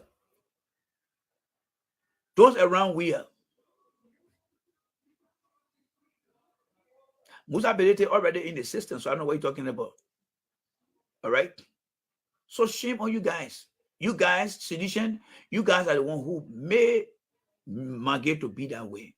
Because when people came to tell you guys the truth, you're turning around and saying they're looking for a job. So why are you guys into the U.S. State Department now? Sedition, you go protest in Washington, D.C., right opposite the U.S. Treasury Department, and carry your banner there and say, because we are in get your job, that's why you're sanctioned us. Sedition, you guys are welcome to go and protest. Go and protest the official at the U.S. Treasury Department that sanctioned McGill, that sanctioned Bwekube Jr., that sanctioned Serena Silva, and tell them that because Joe, we ain't get your job. And the higher sense a measure. Because when people were telling you guys about George Weah and some of the officials with bad behavior, you kept coming here and telling them, say, oh, they're looking for a job, they're looking for a job, they're looking for a job, they're looking for a job. Right? So, ladies and gentlemen, I would like to say a big thank you to you guys for the opportunity today. We will be back here. All right? We'll be back here. We'll be back here this evening. But I want to say this. The name is J. Randy. All right? A man who is very well measured in his thought. When I came in this country, I came here to pursue my education to return home to help my country. I started that interest with Mr. Weah, but Mr. Weah failed. Today in Liberia, across the country, our natural resources, especially the subsurface mineral, are being exploited throughout the country, with our people not being beneficiary of those natural resources. And I would not be surprised, again, if the U.S. government decides to sanction mineral trade and mineral mining in Liberia. Because everything that we use out in our country, Liberia will still maintain relationship with America. And when Mr. Biden comes out and say this thing, I'm going to read this, all right? I am going to read this. It says that the U.S. strategy on countering corruption. And here is Mr. Biden's message that the ambassador read yesterday. Corruption threatening the United States national security, economic equity, global anti-poverty and development effort, and democracy itself. By effectively preventing and countering corruption and demonstrating the advantage of a transparent and accountable governance, we can secure a critical advantage for the United States and other democracy. President Biden, June 3, 2001. I live in this country. I operate by the principle of this country, and it's not going to change when I go to Liberia. And that's why when you see me challenging, even those who are in the Arizona Communist Party in America here as well, I am guided by a principle that will give us an integrity and ethics that the world will respect, and not the world will criticize or humiliate us. So, citizens, let me leave this with you guys as a lesson learned. Class is over, but here is a lesson learned for citizens. You represent the people of Liberia. So, citizens, listen to this message. This was almost 7 years ago when I told Mr. Weah this thing here. Class is over. You are welcome to stay and listen to this, or it's up to you to leave. But class is over. I'm going to play the video. Once I'm done talking, I'm not going to play the interaction part. So class is over. Enjoy yourself with the video here. J. Randy is out. Bye. That's it. I want you in your term of office to have your press call at least 3 days in a week, to have them in. We are to where we are now. We have been very open to you. There are many Liberians that I saw and continue to see. Please go back. People in our country. Yes, you do. Yes, why? If you still got someone like Samuel Jackson, who was 26 years old in 1980, if you got somebody like Samuel Jackson, who was 26 years old in 1980, and today he's still fighting for position in Liberia, and you think that you stand a chance, you don't. All the government officials, past, present, that are still lingering in our country, what I want you guys to understand is this. They do not have no retirement fund for themselves. They do not have any means to open consultancy after they are done with public service. So they see the government structure as an ATM machine. When they're in the front view of things, they draw money for themselves. When they leave power, they go back in the line and they start talking for the current government in place. Pastor, I would say he disappointed in Darius Dillon. You guys don't understand what Darius Dillon is doing. What you want? What you want? It's charging. It's charging. Don't do that. Don't do that. No. Go upstairs and get the other one from there, please. All right? Don't disturb me here, please. I'm using this one right here. What about that other one? Which one? This one? All right, take this one here. Why you always give me a hard time? Close my door, please. From the time you were born, you always want to be in my video. Sitting out outside there, you don't come bother me. As soon as I start something, close that door, will you, please? Those of you that follow me, go back to my video since 2017. You hear a little baby noise behind me that is saying one here today now. From now until I don't know, Kingdom come.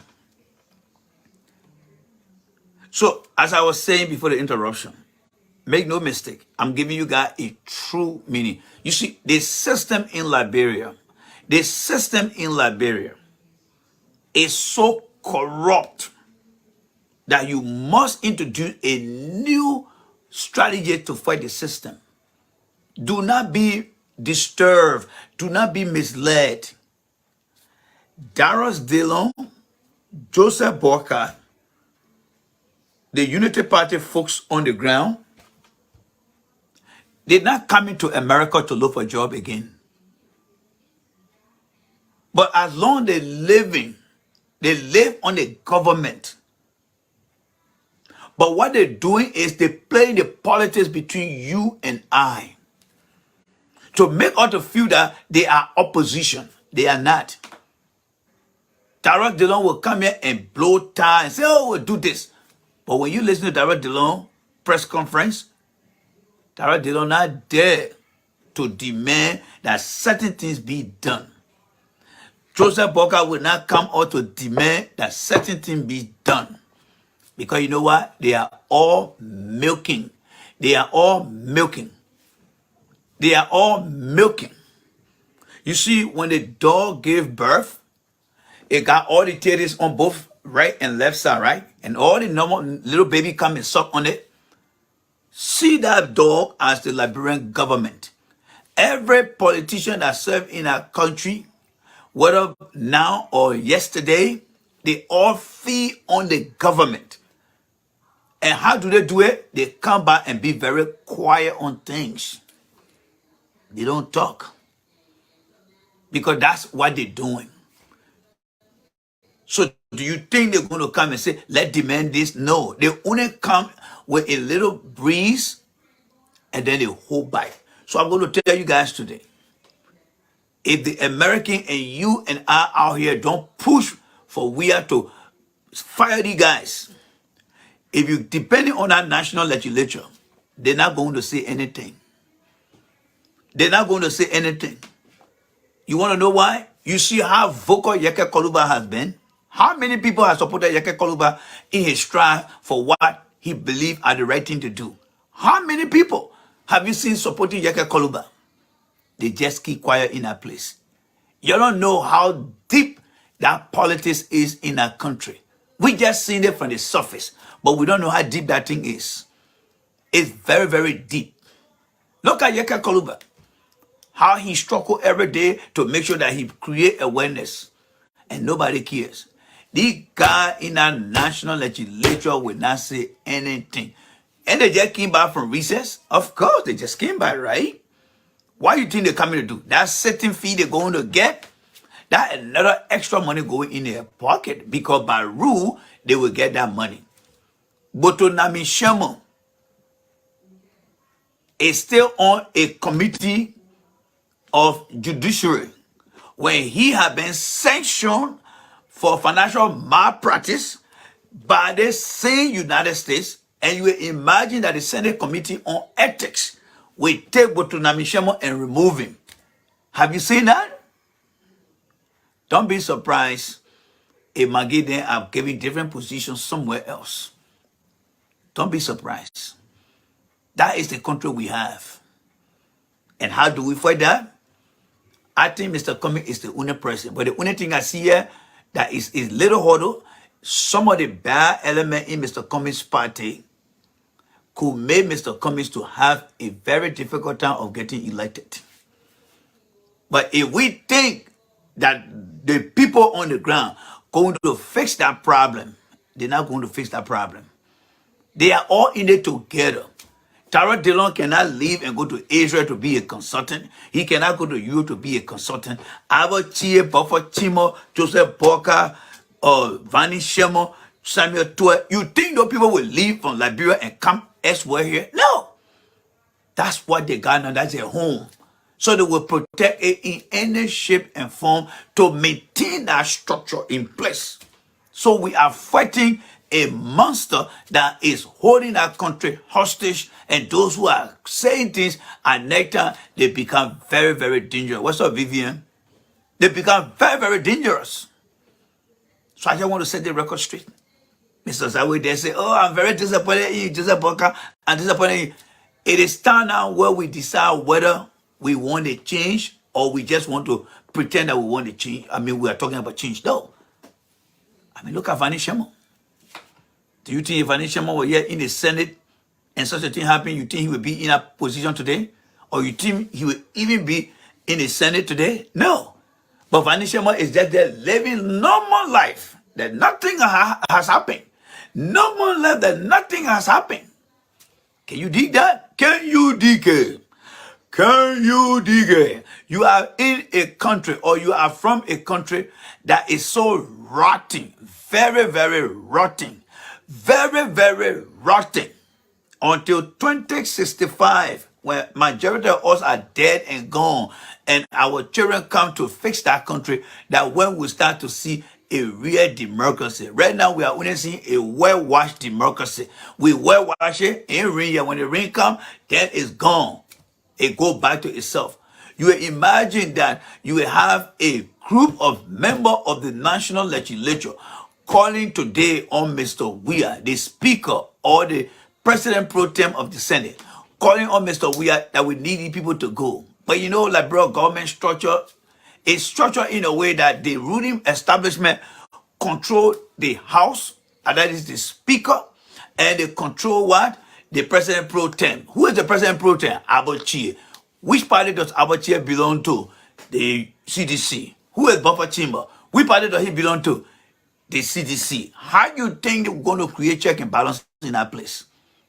How you think the U.S. will come up with these things? But how you think they're going to change it? They're not going to change it. They're not going to change. These guys are rooted into corruption. They are rooted into corruption. They're giving them money here and there. The best thing that I see is to fight and support Mr. Cummings.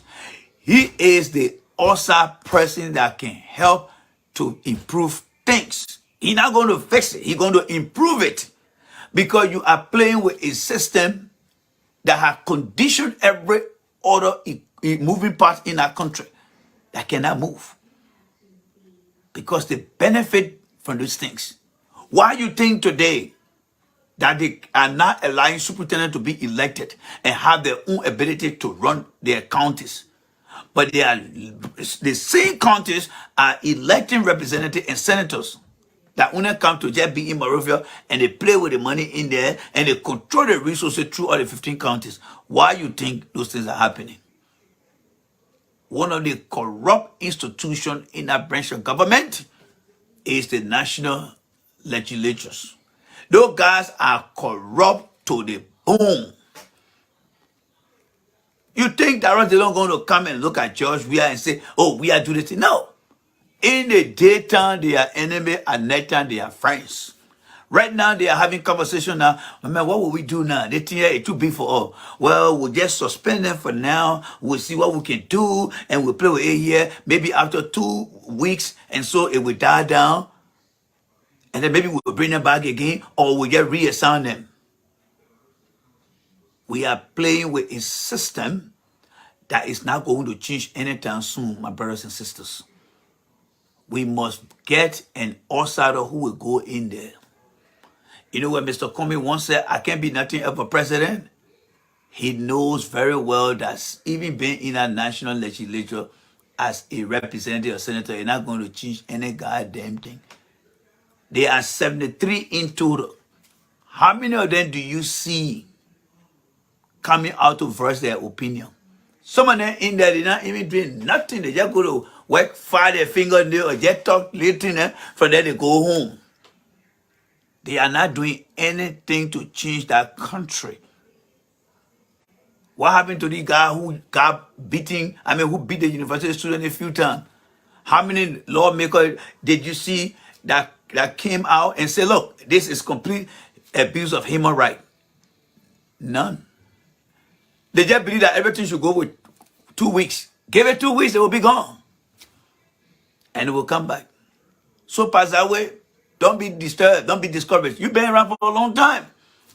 You call on Boca, you're wasting your time. These guys are all in the things together.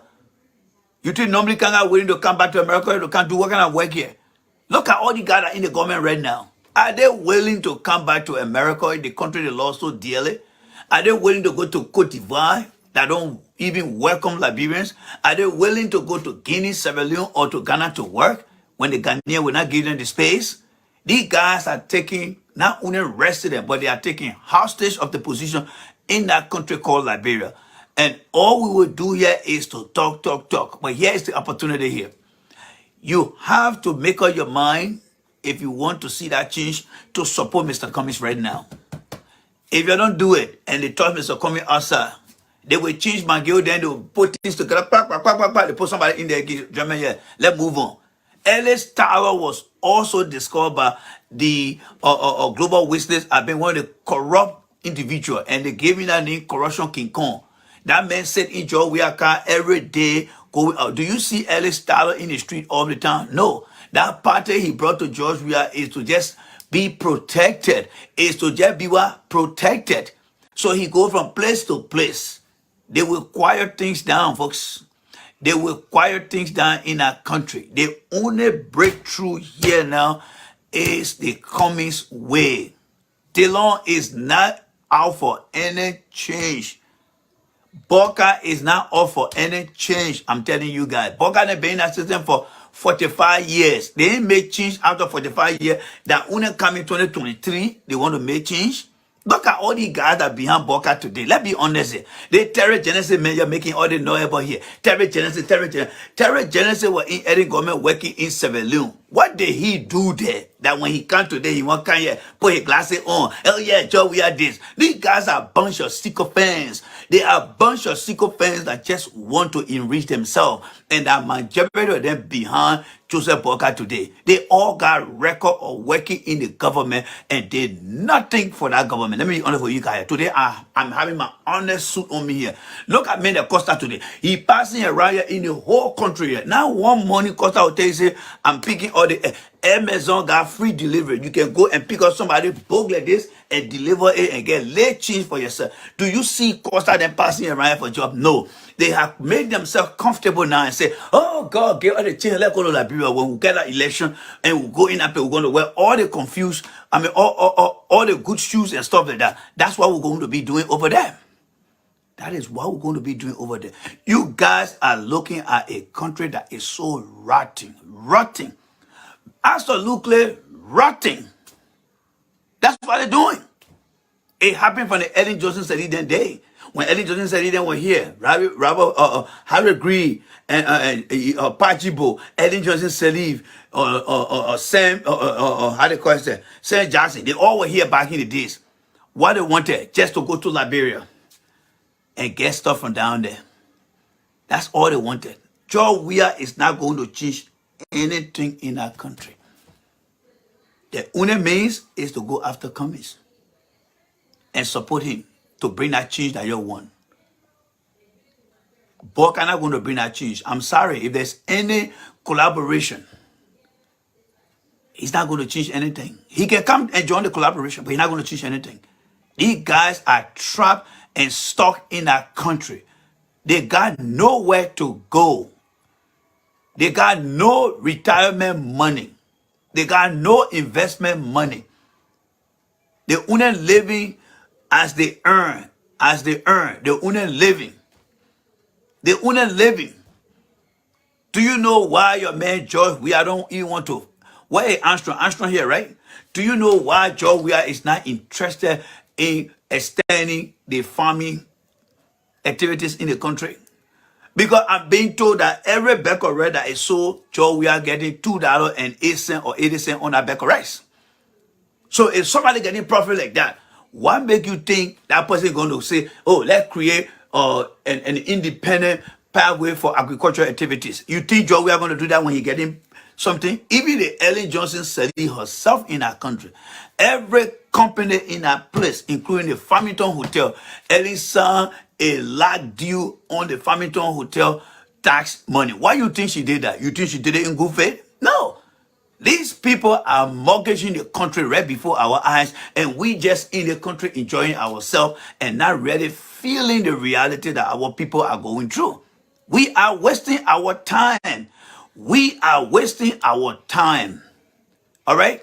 We are wasting our time. And do not listen to any sedition who said himself in this place here. Michael Gilman is in one of the poorest states in America, Michigan. And he said that Liberia is better under George Weah. But do you think Michael Gilman able to pack his load and go to Liberia to live? No. The maximum is only 1 month he can spend in Liberia. Even though they claim that George Weah is doing well in that place, they're not willing to go back there. Same way with Prince Sharif. At least Michael Gilman had tried to go back home. But Prince Sharif has not gone back to Liberia. Never, ever. Never, ever. Never, ever. But they sit here and want you to believe that they are X, Y, and Z. But you know who worry right now? It's the Kel Hassan men that worry right now. Because when Menipago Dumois came and told many of you guys that watch that good for nothing station they call Spoon over there. Have you guys seen the photo of Dr. Francine sitting right to Nathaniel McGee and smiling? Do you think Sean Hannity, do you think God at Glenn Beck, the hardcore Republican will go sit across any minister or secretary or something in America, in the Biden administration, and be smiling at that? No. But you know, many Liberians, I don't blame them for their intellectual disability. I don't blame them for that. Because when I posted that, look, I blame the leadership and management of Spoon Network. Oh, my man, that the man hold the man hand, the carry the man there, that the man hold the man hand, the go steal. No. That's not how you envision that. The fact that the guy bring the government official there on their show, the question you should be asking, are they bringing the government official to challenge their responsibility on that job, or are they bringing them just to have a tabletop discussion? You be my guest with the answer. Because it's McGill, everything McGill has done since he became, or how they call it, he became president. I mean, he became a minister of state and presidential affairs. Everything McGill has been doing. When last have you seen McGill sitting there in the hot seat on Spoon and they're asking Mr. McGill, yeah, how did you build that house for your girlfriend over the water? How did you get that money? Have you ever seen them asking the question? When McGill came to the United States and gave you that 300 and promised under 300,000 or whatever he promised, did you see them asking McGill those questions? No. Every time you sit on the platform, they're having good time with them. But they are responsible to create check and balance, right? They are responsible to create check and balance. When President Trump, first Secretary of Human Services, was flying from Washington, D.C., coming to Philadelphia and getting on a private jet, the moment the media pick it up, what did Trump do to him? Trump fired him. That is the role of the media, talk show, regular journalists. But every time McGill does something, he go on Spoon, he feel comfortable. Yeah, Mr. McGill, yeah. Do you think God, a man who sat in classroom for a very long time overnight and has sleepless night putting his feet in cold water, will go sit down on spoon and go listen to all kind of crap when people are supposed to be understanding themselves. The media is part of the fourth estate. They are part of the civil society to checkmate the government, to create check and balance. And that's why people follow them in the majority. And that's why they are called the fourth estate. They should be able to fetch out things by research and putting people's feet to the fire. This guy they call Gerald, who run the Rama radio, when we were on Radio LRB, we were interviewing the Minister of Information when he got fired by Ellen Johnson Sirleaf, because there were tough questions that were being asked of him. Or being asked of him. All right? There were tough questions that were being asked of him. And what happened in the end? He got fired. You see, George Weah today is being destroyed by people who are very incompetent.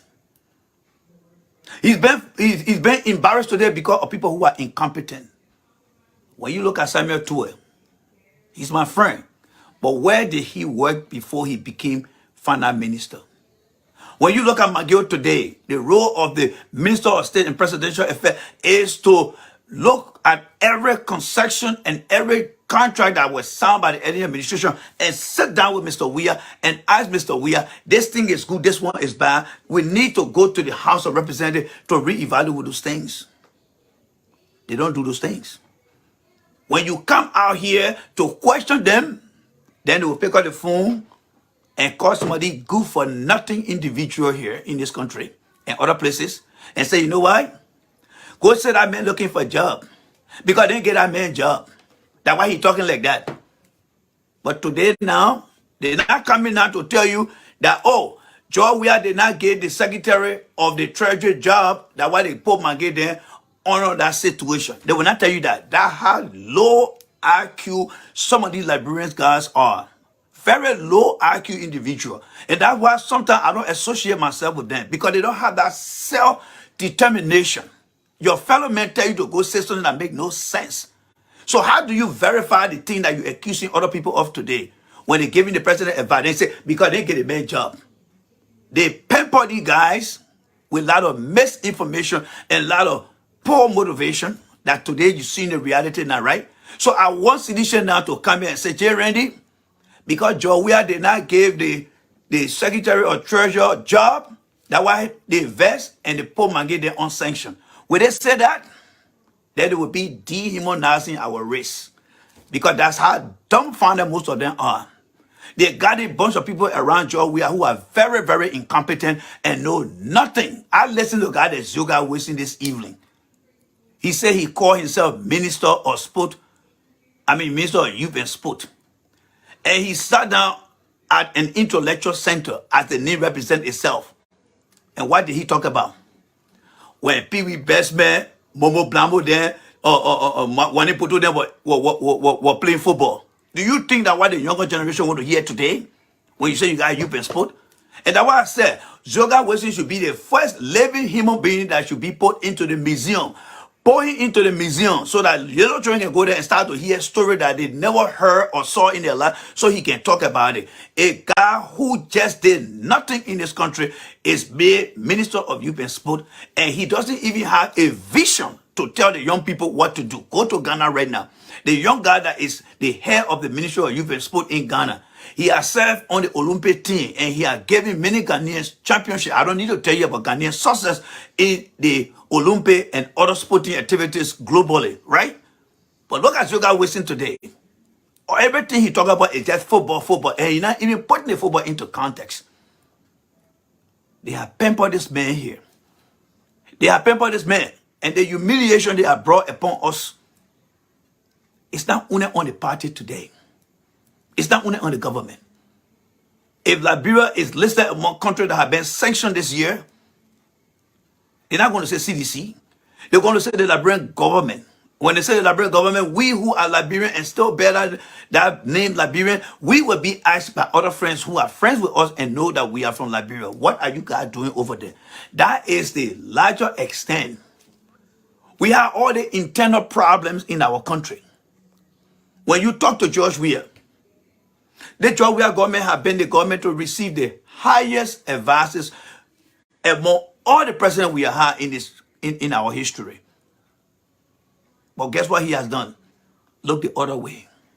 Kwaku, you strong. Kwaku, you strong.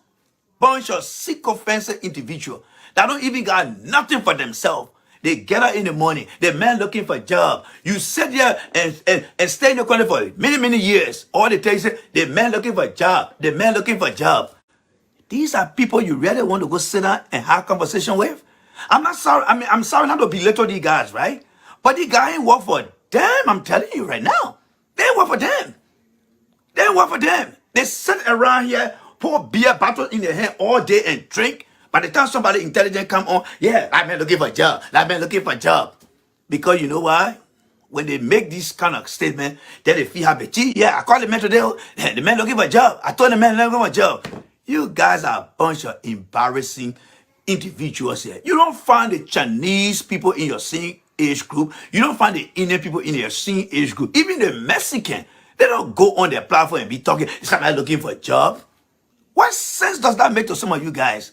That's why when you look at the Liberia Human Development Index, it's so poor. The report that just came up, go online on the Observer newspaper. The State Department report that came up.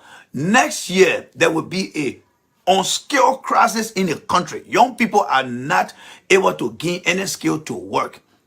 You think that by Mange blacking these people, Mange even did well for the government.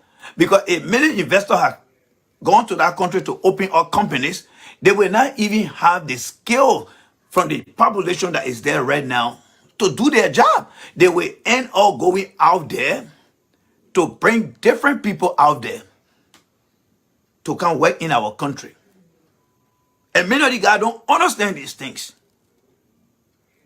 I'm sorry to say this, that majority of the people who came here as refugees in this country, they were not meant to be here. They feel that managed to break through the ceiling and became successful. Kudos to them. But majority of them that came in this country here, they only came here just because they wanted to be here. And today, they are the generation today that are part of the conversation we're having around here. And when you hear what they say, how they respond to you, it makes you to shake your head and say, this country we call Liberia do not have a future. I'm sorry to say this. I got to be real with some of you guys. There are some honest Liberians here who work their butts off every morning. But there are some here who just see another man's country as their own. But they will tell you, say, we are doing well. If you're doing well, why can't you go there and live there now? Why can't you go there and live there? Kind of remind me of somebody who died and everybody go to the grave. Oh, yeah, leave me, I won't get in the hole. Yeah, leave me, I won't get in the hole. Then when they can't go in the hole because you're not dead yet, so you don't want to go in the hole. That's why they're doing to many of our brothers and sisters back home. They're telling that we are doing well, but they're not ready to pack their load to go back home. They're not ready to go back home. They're not ready. Because they know that we cannot give them the opportunity. And you think you're going to come here? I have figured many of you guys are already. Trust me, I have figured many of you guys are already. You don't work for them. I want to see a protest, and I will join you guys. I want to see the sedition going to Washington, D.C., carrying the banner there, and saying to himself, we are here to protest the chairman or the senior official of the U.S. Treasury Department because they want their job, and Georgia did not get any job. So we are protesting here today. And that's why you can always say when people get a job, we are advised. And that's why you can say the man looking for a job.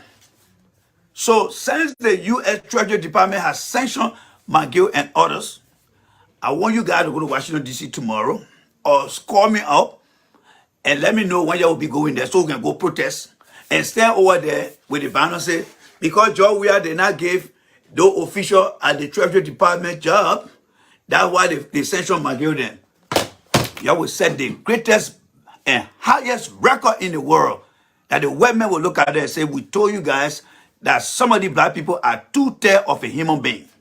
That's how they will classify some of you guys. That's how they will classify some of you guys. But there will be smart one that will say, no, they are all not the same. Those guys are a bunch of douchebags, good for nothing guys then out there. So your behavior will not convince some of us that all Liberians think that way.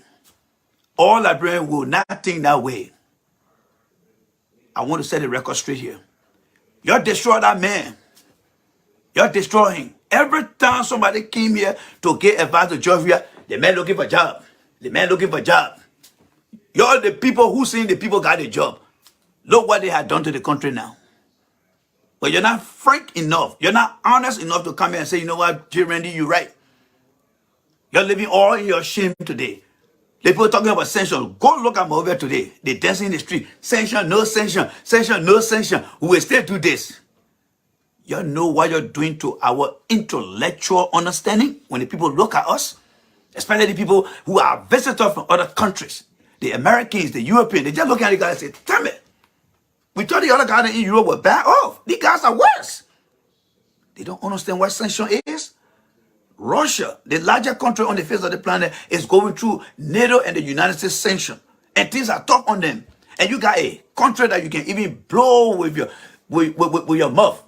And they hear the dancing. That is the highest level of illiteracy that you see in our country over there. I'm sorry to be tough tonight. Like somebody once said, the Liberian problem is not politics. It's illiteracy. I do agree with that person. Go see your fellow Liberians over there. I wish that video would be kept for the next 50 years. Those very guys you saw dancing over there, some of them will be blessed and they will go into the world and become scholars. When they look at themselves, maybe someone will not be around, they will say, tell me, how can I destroy the video here? Because what they will have acquired in that time to come, when they see themselves, they will say, yes, people made a greater ass out of us. But that video will remind them. That video will remind them. It will remind them. So how your man K. Hassan doing now? How is K. Hassan doing now over there now? What is he saying about the American people now? What is he saying about the American people now? And you can go watch your spoon now. What is K. Hassan saying now about the American people? Another dumb individual that was even brought on that platform with nothing. Look at a guy like Benjamin Senvi. I hope Benjamin Senvi learned a lesson here. I hope Benjamin Senvi learned a lesson. You don't mess with Uncle Sam when it comes to the taxpayer money. Liberia does not generate enough revenue to sustain itself. Therefore, the World Bank, the IMF, and other European countries take their taxpayer money, fund it into these financial institutions, and give it to countries around the world to empower their leadership and help create equity among their people. And if you start to use that money, they will use any and every international law to come after you. Sergei Magnitsky, who is the one that named after that act, few of you that know and many of you that don't know, or many of you that know and few that don't know, was a Ukrainian Russian born who decided to take on the oligarchs in Russia, and he was imprisoned and beaten to death, and he died at the age of 37 years old, fighting for the common people of Russia. When the people saw what Mange is doing, their mind reflected on how that man was beaten in that jail and killed. They applied that to the corruption that Mange had been carrying out in our country, and they said this is an equivalent of why that man was killed. And that's why they took that Magnitsky law and put it on him, because he's suppressing the poor people from getting what he never had before, but he wants to take everything. And that's why every one of them were nailed with that law today. That's why they were nailed like that. And then you got sedition passing around here. But what do you know? You got a leader there who doesn't even understand the reason why a youth should be better off. Doesn't understand that. He doesn't understand that. But as long as Liberia continues to take money from the IMF, the World Bank, they will not allow them to misuse that money. You all remember Bill Trawe? You all remember the young guy who came? I still got his document here. The young man that came the last time. I just forgot his name. That young man that came and told all that story about Bill Trawe. How Bill Trawe then, at the Freeport there, did some things. All right? Remember the young man from Buchanan who came on that time and started to tell his story about how he fought hard to get Bill Trawe other things? Yes, I'm sure you do remember, right? That story, when he came, he gave the document to the State Department. Somebody said, my author, thank you. He took that paper and gave it to the State Department. And one thing about this country, and that's why I always feel so disappointed about sedition. The American will always collect data. They will suck enough data out of you. And when they feel that the data is enough, then they're ready to strike. They are ready to strike you. They are ready to strike you. That boy incident he explained, we all saw the story. But what happened there? Man, move away, man. That man looking for a job. Now, how can Liberians be so dumb like this to allow other people to just use them? To just use them. But they collected that information. And that was one of the reasons why Mr. Tuawe today is implicated today. It's implicated today. Serena Sivapa, I don't even want to talk about him because past human rights report had implicated him. I'm surprised that Joma Jala is not in a part of the report. Serena Sivapa, he's nobody. But that what implicated what the guy need today. Bill Tuawe. These people were nobody. Did you guys see how we picked them up today? Those of you that watched the show this morning, did you see how we picked them up today? Yes, they are already registered in the system here. And do you think when Joe Weah come to America here and don't fire those guys and put them on a pathway to prosecution, you think he's going to sit with Joe Biden? No, he's not going to sit down with Joe Biden. He's not going to sit with Joe Biden. These guys have already been labeled as bad people in the society that have denounced and denied other people of their right. If you read Nathaniel McGill, little paragraph they describe of him, they say during his tenure, which is in the past, that means I believe they had told you we're going to let the man go. You got to let the man go because we're going to write a story in a way that he doesn't represent you anymore. So it says during his tenure, go and read it. It said during his tenure, if you read those things and understand it, but now we are, but forget about we are intelligent when it comes to how these things work. He doesn't understand that. And one of the failure of their government too is their inability to listen to advice. That somebody said, I retire my advice. There are two different types of way people advise. They give you advice based on how you should do things, and they give you advice based on how certain things should be done. For example, if I have this speaker right here, you come and tell me, say, Randy, don't put the speaker on your right hand side. Put it to your left hand side, will give you better output. You are giving me a specific advice on something that will make me better. We have been able to get both advices from both sides, but he refused to do that. You and I that work in this country here, whether you are just a regular employee or you have some leadership role, supervisory role, managerial role, or even a director or VP or whatever, there are times that you must take advice because you know when your how they call it, your job will be at risk. Those are all who live in America here. When we saw that we have failed the first Mendelian development goal test, he failed that. You and I that live in this country, what do you think we will do?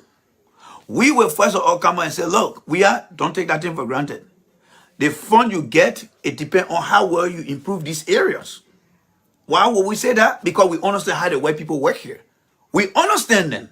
When they say beat the work on time, we have lived through that era. So when we see them in our country working with our government officials that never even work with these people, it would be advisable to listen to us. But we did not take that advice.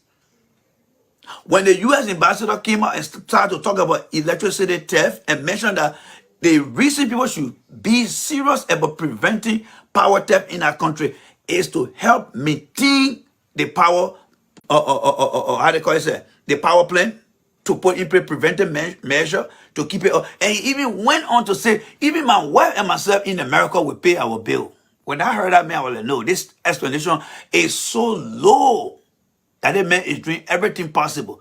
But when that man made that speech or that press conference, did you ever see we are coming out and say, look, we are going to put in place new measure to ensure that we create a safety net to reduce power theft? Did you hear we are saying that? No. They just said, my man, that man will say, after 2 weeks we die. And the man went on OK FM And he spoke about corruption in the system. Did you hear we are doing anything? Oh, I guess what? Maybe they were telling them, my man, I'm ambassador looking for a job. Yeah, my man, I'm constrained to call because I think that ambassador looking for a job. How selfish some of you guys can be. How selfish some of you guys can be.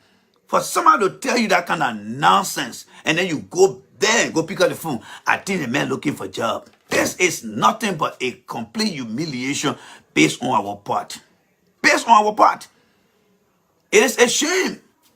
So today now, we are to where we are now. We have been very open to you. There are many Liberians that I saw and continue to see that have given we are all the possible advice that anybody would take. But because we are surrounded himself with people, let me tell you one thing, Sedition. Maybe some of you guys live in the country here, but you don't understand how to live here. These very white people, they will laugh with you for 99 days. But on that one day, when they're ready to let you go, they will let you go. These people collect intelligence. That U.S. embassy you see over there, they are former SEAL members, CIA, and everything that you can think about. They see things happening in our country. What the role of the ambassador is to see what's happening in the country and report straight to the Secretary of State. And they got intelligent people on the ground collecting information and also feeding it to the U.S. Treasury Department. And then you got weird and who are there playing basketball. Ah, the president did, the president did. People can look at them and laugh. And now they smoke you guys out. But I'm saying this to let you guys know that Darius DeLong, the Unity Party that Pazawo is concerned about, I'm having a very mixed feeling that they will not push for what we are pushing, what we are to do to these guys. And the reason here is they are part of them over there. And they don't want to break anything that isn't broken. So they will keep things the way it is. And they will come and say small thing. And they walk away. But I think Pastor, we have figured it out now. That's why he's speaking out. All right? Somebody talking something here says you Montreal. Who's that? Let's see who talking something here. I don't want nobody bothering my people here. My people who come here and watch me religiously here. All right? Who are these guys? All right? Who are these guys that are making you to feel uncomfortable here? Give me their names. All right, I see Joe here. Joe saying sanction, no sanction. He's entitled to that opinion, all right? Sometimes you got to let ignorance play out so you can understand the mindset of these people. As long as he's not insulting, I haven't seen any insult from him. I don't think we should be more concerned about him, all right? So if he said this, he said this, he said this, that's fine. But if he pretend to be someone who is fake, then if he says something wrong with blacking. But let's just go ahead and, you know, and expose them. They are ashamed of Peter. That's why they are coming here in fake name. That's how they lie to we are throughout.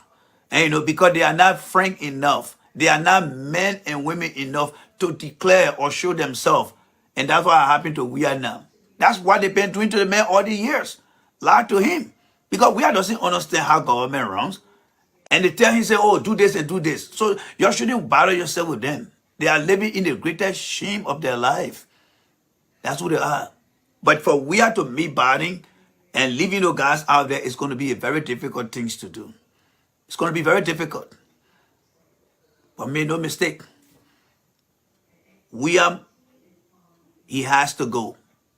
And it would take every sedition to understand that we have misused them. Yeah, we have misused them. And they don't have to leave their party to vote we are out of office. In America here, Republicans did that to Donald Trump. They joined Democrat and voted Donald Trump out of office. Yes, they voted him out of office. But before that, it was the same Democrat, on the other hand, that joined Republican and helped Donald Trump to make him president. and then they join hands again to take him out of office. So if you're a sedition, listen to me here. Don't listen to the one that live in America here. Today, Joe Biden passed the, how they call it, the Recession Act. The recession law is going to do its best to help seditions, ALP, ANC, Unity Party, people that live in this country and are qualified to get no benefit. They will get it. But what if we are doing in the country there now? When even the US came out and said, these people are stealing from the country, let them go. What is we are doing now? He's not going to do anything. He got no idea. The Paku you strong thing now is coming to an end now. It's time for us to redouble our effort. Call on the opposition to support Mr. Cummings in the direction. I believe that Mr. Cummings is the only person that can change that country. You can get weird from now to Judgment Day. He will not change anything because he doesn't have that brain. Doesn't have that brain. Get him from now to Judgment Day. A baby can be born today. That baby will turn 20 years or 20 years from now. We are still present. He can't change anything in our country. He's limited. He doesn't have what it takes. Look at their ministers.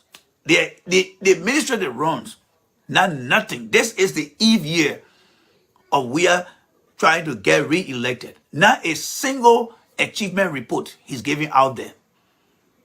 Not a single achievement report he's giving out there. He's going around, I have to say that he's just trying to run for office for the first time. That's what he's doing. That's what he's doing. Because why? He has so many incompetent people around him that are only grave seekers. They come with no experience, absolutely nothing they bring to the table. But all you hear them say, Paku, you strong. Paku, you this. You're running a country for Jesus Christ's sake.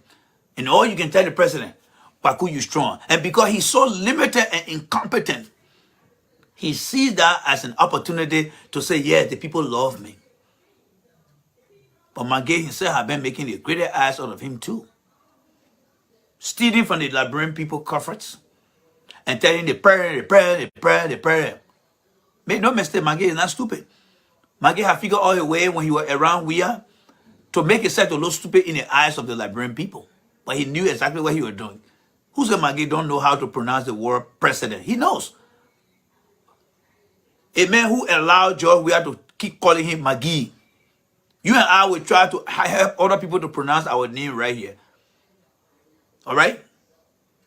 But he continued to allow the president to call him Magee. That's not the name his parents gave to him. But he feels that George Weah calling him that way will make him comfortable and will give George Weah some comfort. And then through that, he can go out there and continue to do what he has been doing. Faking contracts, bribing people. You know, Magee started that thing a long time ago.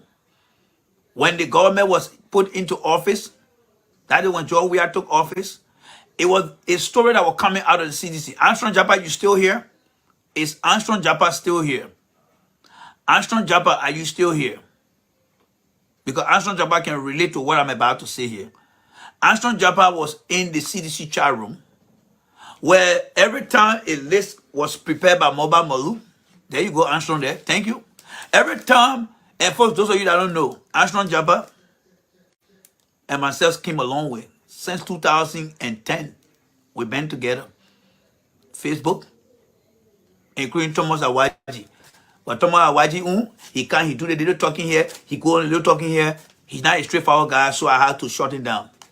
I put him into detention until he can come for parole. When he come on my parole board, and I think he determined to get 1 month to see how he behave, Thomas Awaji will not come here anytime soon because I'm not on Facebook to come play any kind of you say and I say here. No, I'm too old to be in that kind of game. But he's one of the guys too that we all started Facebook for a very long time. But sometimes his behavior is not welcoming and I had to set the record straight. But my friend Armstrong will tell you what I'm about to tell you guys here, right? When we won that election, Mobile Morunen used to prepare the list of all those they will recommend to the president, Mr. Weah. When the list go, McGill collect the list, and then he will change the list and give we his own list. The first time it happens, Mobile Modu then call. And I hope Mobile Modu will be honest to himself. Look at Michelle talk about Parobo. I love my man, Michelle. Michelle, thank you so much for sharing the family photo with us. I appreciate you for that. Thank you very much, Michelle. But you can make me laugh sometimes too.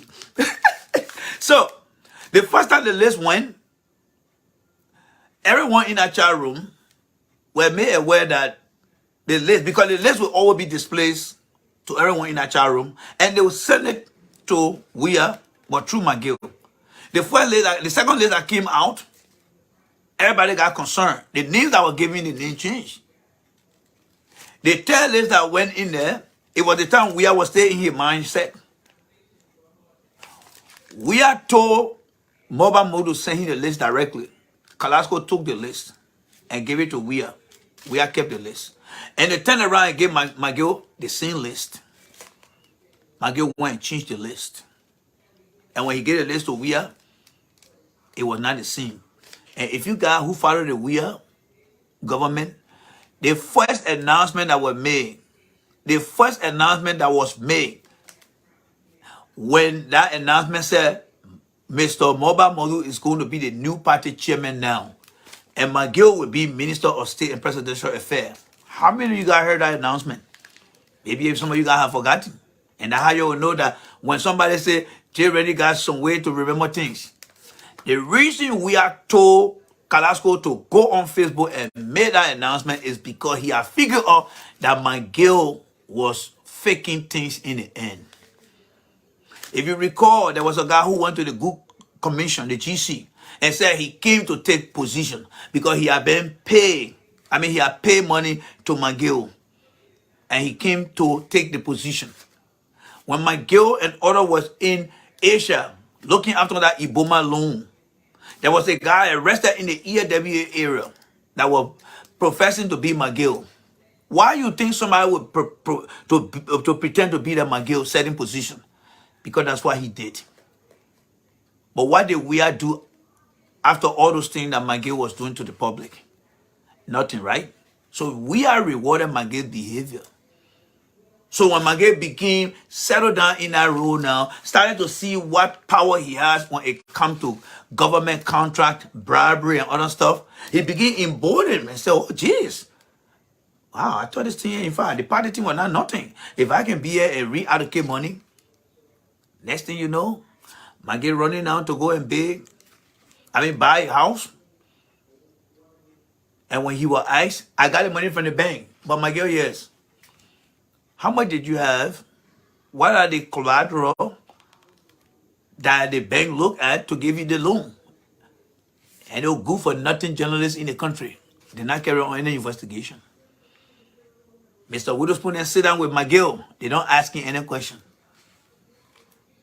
That's why you see God and Benjamin Senvi. I don't care how you guys consider Benjamin Senvi to be. In the eyes of America here, he nobody to me. You and I know that we cannot go to any bank and even borrow $20 with an interest rate of $2 and don't pay. Your name is going to that credit bureau and they're coming after you. A man, Benjamin Senvi, that took $45,000 through government loan during the Ellen Johnson study time. He's sitting on a platform in this country and want to verify other people who doing the right thing when he had not even set up a payment arrangement plan. Can he do that in America here? Sometimes kind of make me to wonder that the white man system is better than the black man system. You can disagree with me all you want. But he cannot do that in this country here.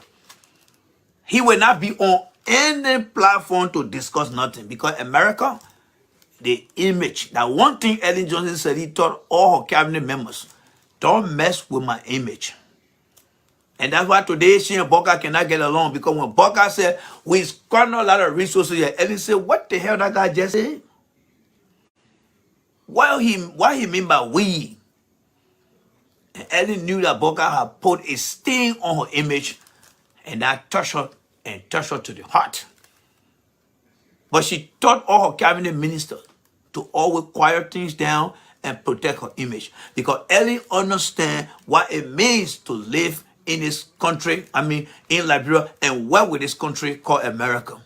But we are doesn't understand that. We are doesn't understand that. Somebody say, blah, blah, don't have a sister. We can get one, all right? Edward Dennis, we can get one. And I believe it will come through Mr. Cummings. Because when I listen to how Mr. Cummings explain his 5 how and his 5 what, I see the 5 what are things or list of things that we are is doing. What we are allowed Maggie to do, steal from the country. What we are allowed Sedition to do, not to get educated. And how Mr. Cummings going to fix it? By putting in place a strategy or plans. That's how I think. So Dennis, I'm sorry to be the bearer of bad news on that comment. I believe that what Mr. Cummings is demonstrating, and you live in this country, and I live here, and wherever you live, that you see people structure things in the way, I am confident that he will make an impact, and he will change minds. Change come with resistance. From what I have seen and how he explained things, it's so clear that you can create a bar chart, you can create any kind of chart, you will succeed. Even you can create a boiler chart, he will make things happen. But we have to give him a chance. I cannot judge Mr. Cummings the way I'm judging George Weah now, because I one time stood on the other side against Unity Party, against Liberty Party, against ANC, and said, we cannot judge Mr. Weah if we don't give him the opportunity to serve. That was my defense. We stood by it, and the Liberian people got convinced. And Mr. Weah got elected. So today, I'm saying even this with more confidence based on how Mr. Cummings has outlined what he wants to do and how he's going to accomplish it. And every day as I'm driving to work or anywhere, I focus on his 5 focus areas. The economy and job. And that clearly set himself above every one of them.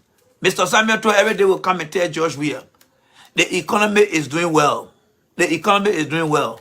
Then you got those cheap, good-for-nothing guys on spoon. They bring Samuel Tour over there. Instead of them saying, Mr. Tour, yes, how do you relate night and day? How do you relate paper to wood? When you say the economy is doing well, how many jobs have been created? Because isn't a better economy supposed to fill more jobs? You think we are understand those things? No.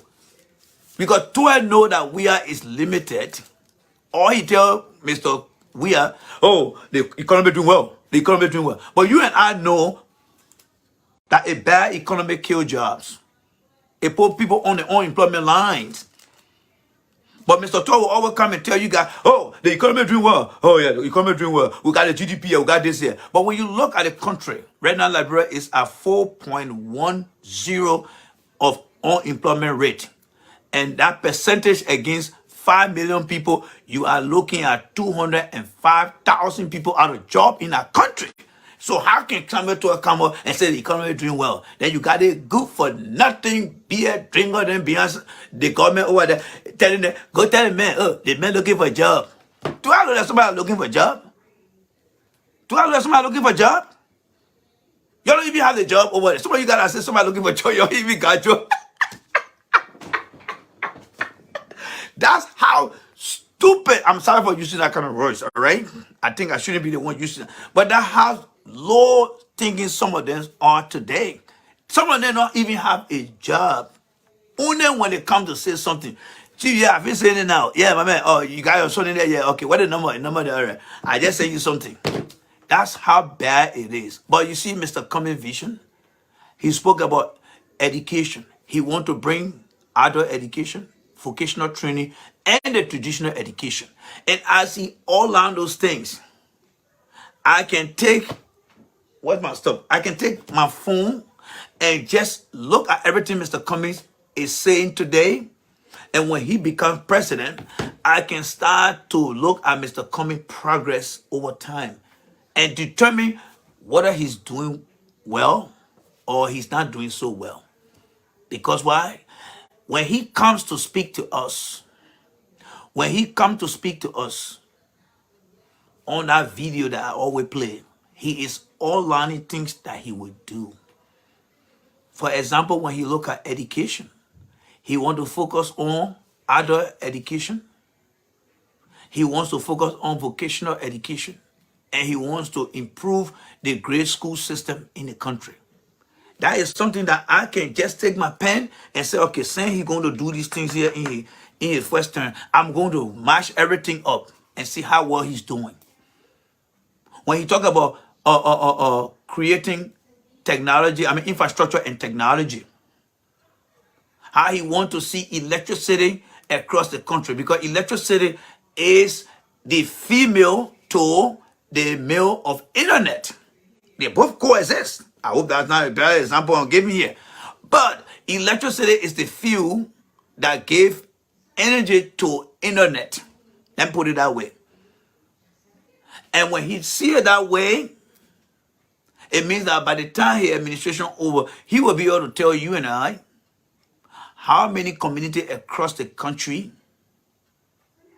that are now benefiting from constant electricity supply, and how it is giving opportunity to more Liberians across the different communities, across the counties in the country, about internet and electricity.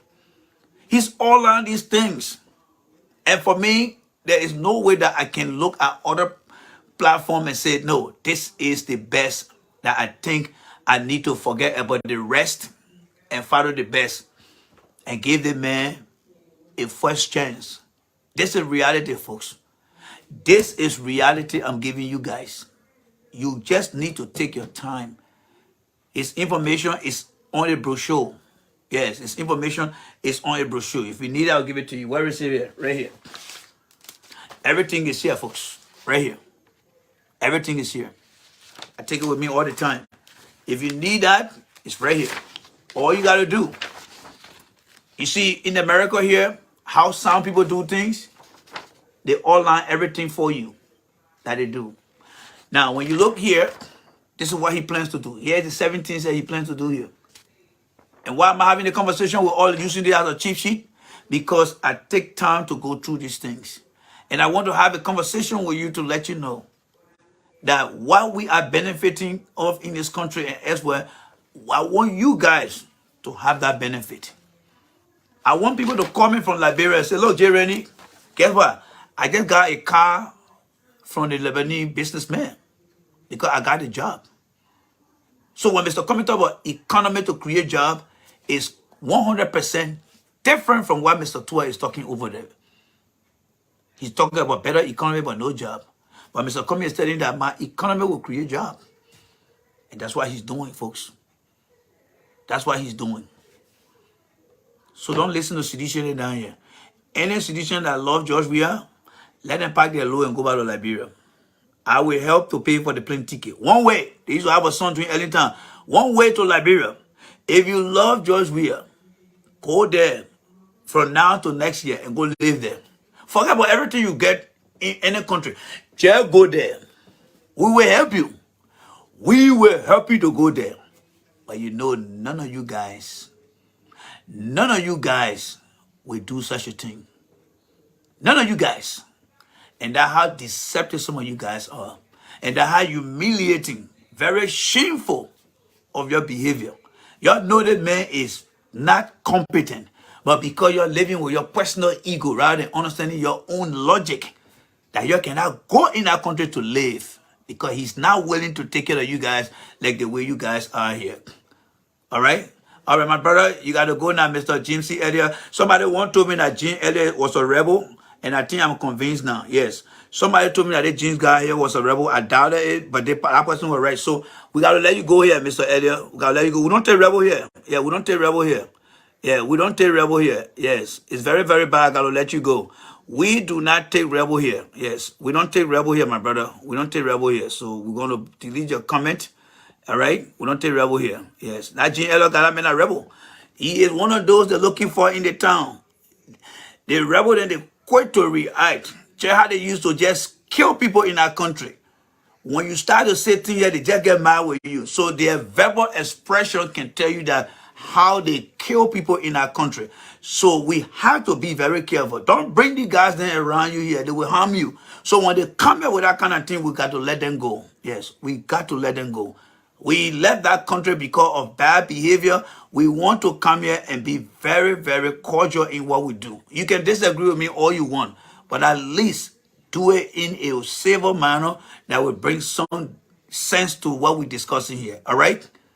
Yes. There are other places where you can go and be very, very provocative and use all the nasty profanity, but not on here. Don't try to do that here. When we see you doing that here, then we see you as a rebel. Yeah, because rebel, I mean, the name itself tell you that is, a rebel is somebody that have, no sense of control over what he or she says, and we're not allowed that here. All right. So the common vision here, folks, if you need it, this is the man that will bring up a change. You see, people always resist change. All right. When people are coming with change, all right, they always resist change. All right, my brother. Now I give you the first chance now, so you got to go now. I have to black you now. All right. You're gonna be black now, my friend. You're gonna be black now. Yes. So you're gonna be black. All right. So James Elliott, you're going now. Yes. You gotta go now. Yes. And he's gone. So he's not coming back here no more again. Yes. James Elliott is gone. He's gonna live with his. You see, they are afraid of change, folks. Change is not something that many people like. Yeah. People are afraid of change. Yes. They are afraid of change. So what happens when the change comes? They resist. It hurts them. But Mr. Common will bring the change. So I don't care how they feel. He will bring that change. They will not like it, but it still got to come, folks. He will bring that change, all right? He will bring the change. So let us not, pay attention to them. We know if you've been in any system where people talk about change, change come with this kind of situation. So don't mind us. Don't worry about Mr. James, all right? We'll let him go. He's already gone. He's not coming back here anymore again. So again, ladies and gentlemen, it's 3 minutes to the top of the hour. I'm going to give you guys 2 minutes back. 3 minutes back to enjoy yourself. We'll be back here tomorrow again. All right, we'll be back here tomorrow. But again, you do not have to leave your party to vote Joe out of office. Keep your party. Stay in your party and vote. The guy that message GMB. Y'all let the GMB be there, but still the papa say your own man pastor always say he said I'm mad with GMB right now. Because GMB get a papa. GMB get papa one thing here, boy. So but we'll welcome JMB to come join us. Yes, that is something that we'll call for. We welcome JMB to come join us, and he will join us in the end. I can guarantee you. Joseph Walker will come to us and say, look, guys, we got to clean sweep this country here. We are got to go. And I, Joseph Walker, I'm here to support Cummings. He will do that. And he will do that with proud and confidence. So guys, want to say a big thank you to you guys. Don't forget about the Cash App. We are doing well. Those who are going to be there, thank you so much. We want to ask you to continue. The independent supporter of Mr. Cummings is this platform here. All right. We are doing our thing. We are the Marine of Mr. Cummings. We don't wait for the structure that is in place within the ANC group and stuff like that. We are the Marine. We are ready to go and do what it takes to promote Mr. Cummings. And we only survive by your honest contribution. All right. You do your honest contribution. We make sure that we do what it takes to be transparent here, because we don't want to be on those sanction lists. No, we don't want to be on those sanction lists here. Yes.